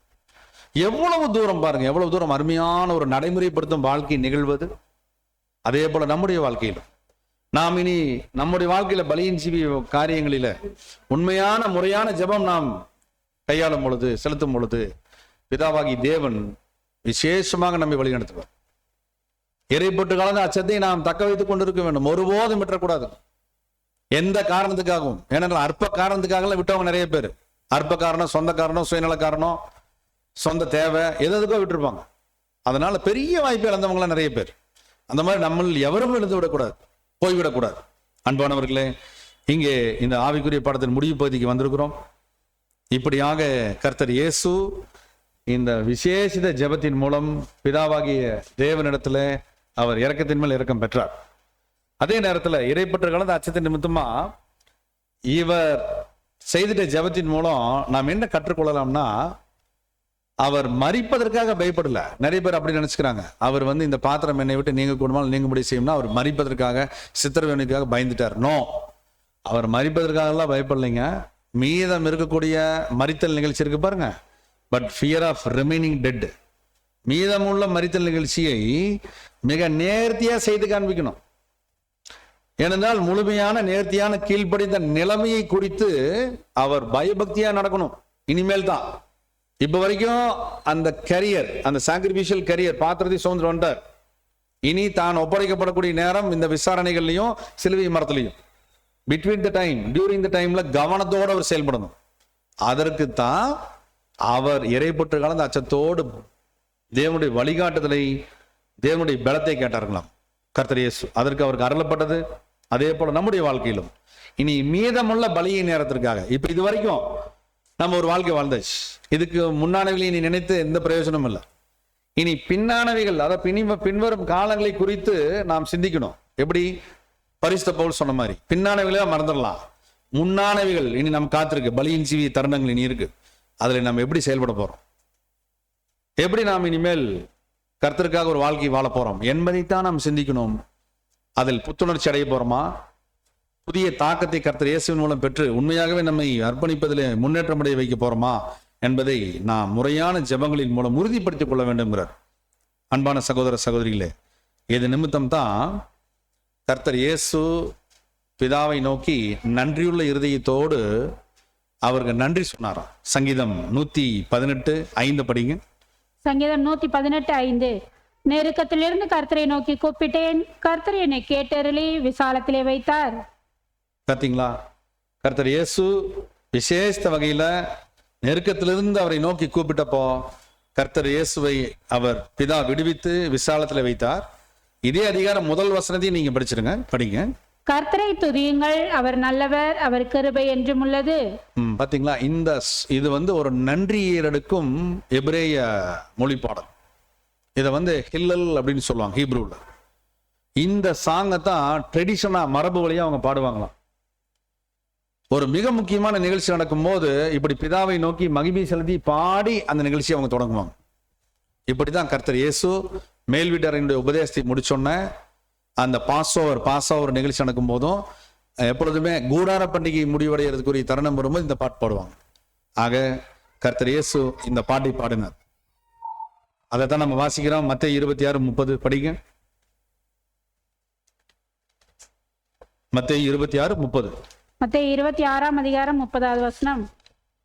அவர்கள் ஸ்தோத்திர பாட்டை பாடின பின்பு ஒலிவு மலைக்கு புறப்பட்டு போனார்கள். பாத்தீங்களா, அப்போ ஒரு மிக முக்கியமான இந்த பாடல், அவர்கள் ஸ்தோத்திர பாட்டை பாடின பின்பு ஒலிவ மலைக்கு புறப்பட்டு போனார்கள் நம்ம படிக்கிறோம்.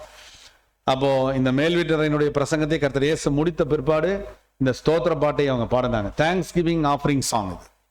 இந்த சாங் சாம்ஸ் 118, சங்கீதம் 118 இருக்கக்கூடிய தாற்பரிய முக்கிய பாடலை ரொம்ப அருமையா சுருக்கமா அதை ஹில்லல் பாடுவாங்க. அது ஹார்ப் ஆஃப் டேவிட், தாவீதுடைய அந்த விசேஷித்த பாடுவாங்க. அவங்களுடைய இசைக்கருவிகளை பாடுவாங்க ஹார்ப்ல. அப்புறம் அவங்களுடைய புல்லாங்குழல் அதுவும் வைத்திருப்பாங்க. இப்படியாக அவங்க தேவனை மகிமைப்படுத்தி பாடுறது அவங்க ட்ரெடிஷனல். இந்த சாங்கை கர்த்தர் இயேசு கிறிஸ்து லீட் பண்றார். 12 பேரும் பாடுறாங்க. அன்பானவர்களே, அதில் ஜூடாஸ் காரியத்தை துணிக்கி வாங்கணும்னு கிளம்பி போயாச்சு. அது நம்ம எல்லாருக்கும் தெரியும், அவரை தவிர. அப்ப நாம் இங்க பார்க்கிறோம், தேவனுக்கு நன்றி சொல்றார். இனிமேல் என்னுடைய பலியின் ஜீவித்தின் மீத பாகத்தை யார் பார்த்துக்கொள்ள போறாரு? பிதாவாகி தேவன். அதற்கு நன்றி சொல்றாரு. எவ்வளவு பெரிய தியாக இருதயம் அவருக்கு இருந்திருக்கு பாருங்களேன். நம்முடைய வாழ்க்கையிலும் கூட நாம் ஒவ்வொரு நாளும் இந்த ஸ்தோத்திர பாட்டை பாட வேண்டியவங்களா இருக்கிறோம். ஒவ்வொரு நாளும் பலி செலுத்த நாம் கடனாளிகளா இருக்கிறோம். நம்முடைய இறுதியபூர்வமா நாம் தேவனுக்கு நன்றி சொல்ல ஸ்தோத்திரங்கள், அதாவது ஸ்தோத்திரம்னா என்ன அர்த்தம்? தேவனுக்கு நன்றி ஏறெடுத்து அதை செலுத்த நாம் முன்வர வேண்டும்ங்கிறார். டெம்பிள் டெடிகேஷன்ல இந்த பாட்டு அதிகமா பாடுவாங்க. அதுவும் இஸ்ரேலில் இருக்கக்கூடிய ஒரு நடைமுறை நிகழ்வு தான். இந்த அதிகாரத்துல 10ஆம் வசனம் நீங்க படிங்க. சங்கீதம் 118:10. சங்கீதம் 118:10. எல்லா ஜாதியாரும் என்னை வளைந்து கொள்ளுகிறார்கள், கர்த்தருடைய நாமத்தினால் அவர்களை சங்கரிப்பேன். பாத்தீங்களா, இங்கே கர்த்தர் இயேசுவை விசேஷித்த வகையில நெருக்கக்கூடிய பல்வேறு உபத்திரவங்கள் வந்தாலும், அதாவது எந்த நாட்டிலிருந்து எந்த எர்லின் அதிகார சக்திகள் வந்தாலும் பிதாவினுடைய நாமத்தால் அவர்களை சங்கரிப்பேன்கிறார். அப்படின்னு என்ன அர்த்தம்? அவர்களை கர்த்தர் இயேசு கிறிஸ்து ஜீவ பாதையில் நடத்துவார். ஏனென்றால் அவர்கள் இருளின் அதிகார பாதையில் இருக்கிறாங்க. அவர்களை முற்றிலுமாக அவன் சிந்தனையிலிருந்து அவர்களை நீக்கி போட்டு பாவத்திலிருந்து மீட்டெடுத்து அவர்களை ஜீவ பாதைக்கு திருப்பக்கூடிய வாக்குத்தத்தத்தை கர்த்தர் இயேசு கொடுக்கிறார். அதாவது உயிரை நீக்கும் காரியம் அல்ல, அவர்களை ஜீவ பாதைக்கு உள்ள சங்கரத்துக்குள்ள கொண்டு வர வேண்டார். பாசிட்டிவ் மேனர்ல சொல்றார். அன்பானவர்களே, இப்படியாக கர்த்தர் இயேசு அந்த ஸ்தோத்திர பாட்டை பாடும்போது அவருக்கு இருந்த மிகப்பெரிய நம்பிக்கை, பிதாவாகி தேவன் தன்னை உயிர் தள்ள வைப்பார், அப்போஸ்தலர்கள் திவ்ய சுவாதி பெற இருக்கிறாங்க. இந்த மிகப்பெரிய நம்பிக்கை அவருக்குள் அசைக்க முடியாத நங்கூரமிடப்பட்டுச்சுங்களாம். இந்த ஸ்தோத்திர பாட்டு பாடிட்டாங்கனாலே அவர்களுக்கு தேவனுடைய வல்லமை விசேஷமாக அருளப்படுங்களாம். ஆக நாம் கூட நம்முடைய தனிப்பட்ட தியானங்களிலே சங்கீதம் 118 தயவு செய்து எல்லாரும் ஸ்டடி பண்ணலாம் முழுமையா. ஏனென்றால் கர்த்தர் இயேசு அவரது விசுவாசத்தை அறிக்கையிட்ட விதம் அந்த மாதிரி. கர்த்தரை துதியுங்கள், அவர் நல்லவர், அவர் கிருபை என்றும் உள்ளது.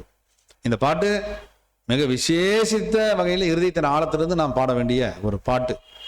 இறுதிப்பூர்வமா நம்முடைய பலியின் ஜீவியங்கள் இதில் நங்கூரமிடப்பட்டிருக்குங்கிறத நாம் மறந்துவிடக் கூடாது. சங்கீதம் 118 அருமையான வாக்குத்தத்தங்களை நினைவு கூர்ந்து இந்த பாடத்தை முடிப்போம். வாக்குத்தத்தங்கள் 21 வசனம், 28, 29 3 வசனங்களை படிச்சிருங்க. சங்கீதம் 118 வசனம் 21 முதல் படிங்க. சங்கீதம் 118, 21.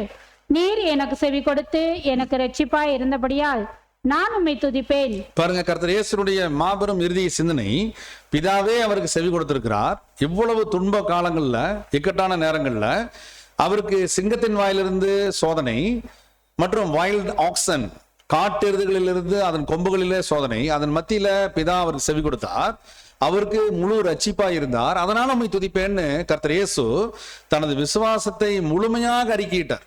விசுவாசத்தை நல்ல போராடி வெற்றி சிறந்த முதல் புதிய சிருஷ்டி அவர்தான். அதே போன்ற நிலைமை அப்போஸ்தலர்கள் பிற்பாடு பெற இருக்கிறார்கள். வசனம் 28 விளக்குது, படிங்க. நீர் என் தேவன், நான் உம்மை துதிப்பேன், நீர் என் தேவன், நான் உம்மை உயர்த்துவேன். எவ்வளவு அருமையான விசுவாசம் பாருங்க. பிதாவாகி தேவன் தான் கர்த்தர் இயேசு கிறிஸ்துவுக்கு தேவன், அப்போஸ்தலருக்கு தேவன், இஸ்ரேலியர்களுக்கு தேவன், நமக்கு தேவன், ஒட்டுமொத்த உலகத்துக்கும் தேவன். ஆகவே கர்த்தர் துதிச்ச மாதிரி நாம் அனைவரும் துதிக்கணும், அவரை பிரைஸ் பண்ணணும், நன்றி செலுத்தணும். அவரை உயர்த்தின மாதிரி கர்த்தர் இயேசு பிதாவை உயர்த்தின மாதிரி நாமும் பிதாவினுடைய பரிசுத்த நாமத்தை உயர்த்தணும் என்பதுதான் நம்முடைய வாழ்நாள் குறிக்கோள், நம்முடைய அல்டிமேட் எய்ம், முழுமையான நோக்கம். கடைசி 29வது வசனம். கர்த்தரை துதியுங்கள், அவர் நல்லவர், அவர் கிருபை என்றும் உள்ளது. ஆமன்பானவர்களே, ஒட்டுமொத்த யூனிவர்ஸ், ஒட்டுமொத்த அண்ட சராசரமும் இதை இறுதியாக நன்றி செலுத்தி பாட இருக்கிறாங்க. அவருடைய யுகா யுகங்கள்ல பிதாவாகி யாவேயை துதியுங்கள், அவர் நல்லவர், அவர் கிருபை என்றும் உள்ளது என்று அவரது ஜீவிய தளத்தில் உள்ள நானாவித சிருஷ்டிகளும் அவர் அதிசயிக்கத்தக்கவர், அவர் போற்றப்படத்தக்கவர், அவர் எப்போதும் நல்லவைகளே செய்திருக்கிறார். அவருடைய சிருஷ்டிப்புகள் ஒவ்வொன்றும் அவருடைய மகிமை பிரஸ்தாபத்தை பிரஸ்தபித்து நன்றியுள்ள இருதயத்தோடு பாடி நங்கூரமிட இருக்கிறது. இதில் நாம் அனைவரும் ஒரு சிறு கூட்ட மக்களாய், கர்த்தர் இயேசுவினுடைய அடிச்சுளை பின்பற்றும் மக்களாய், கர்த்தரை அதாவது பிதாவை துதிக்கக்கூடிய துதி நன்றியுள்ள இருதயத்தோடும் அவரது நன்மைகளை எல்லாம் எண்ணி பார்த்து இந்த நினைவு கூறுதலை வாழ்க்கையிலே நடைமுறைப்படுத்தும் போது, அவரது அப்பத்திலும் திராட்சரசத்திலும் நம்முடைய பங்களிப்பை உண்மையாய் செய்திடும் போது அவர் கிருபை நம்மோடு என்றும் இருக்கும், என்றும் இருக்கும். நம்முடைய மாம்சீக வாழ்நாட்கள் முழுவதும் நம்மை தாங்குவார். அதுல எந்த சந்தேகமும் நம்ம வைத்துக் கொள்ளக்கூடாதுங்கிறார். ஏனென்றால் பிதாவாகி தேவன் கர்த்தர் இயேசு கிறிஸ்துவை விசேஷமாக வழி நடத்தினார். அதே போல அவரது சபையும் வழி நடத்துவதாகத்தான் வாக்கு கொடுத்திருக்கிறார், இல்லைங்களா? அவர் நம்மை விட்டு விலகுவதும் இல்லை, நம்மை கைவிடுவதும் இல்லைங்கிற வாக்கு தத்துவம் மெய்த்திருச்சபைக்கு மட்டுமே உரிய பிரத்யேக வாக்கு தத்துவம், ஸ்பெஷல் பிரிவிலேஜ், விசேஷ சிறப்புரிமை சலுகை.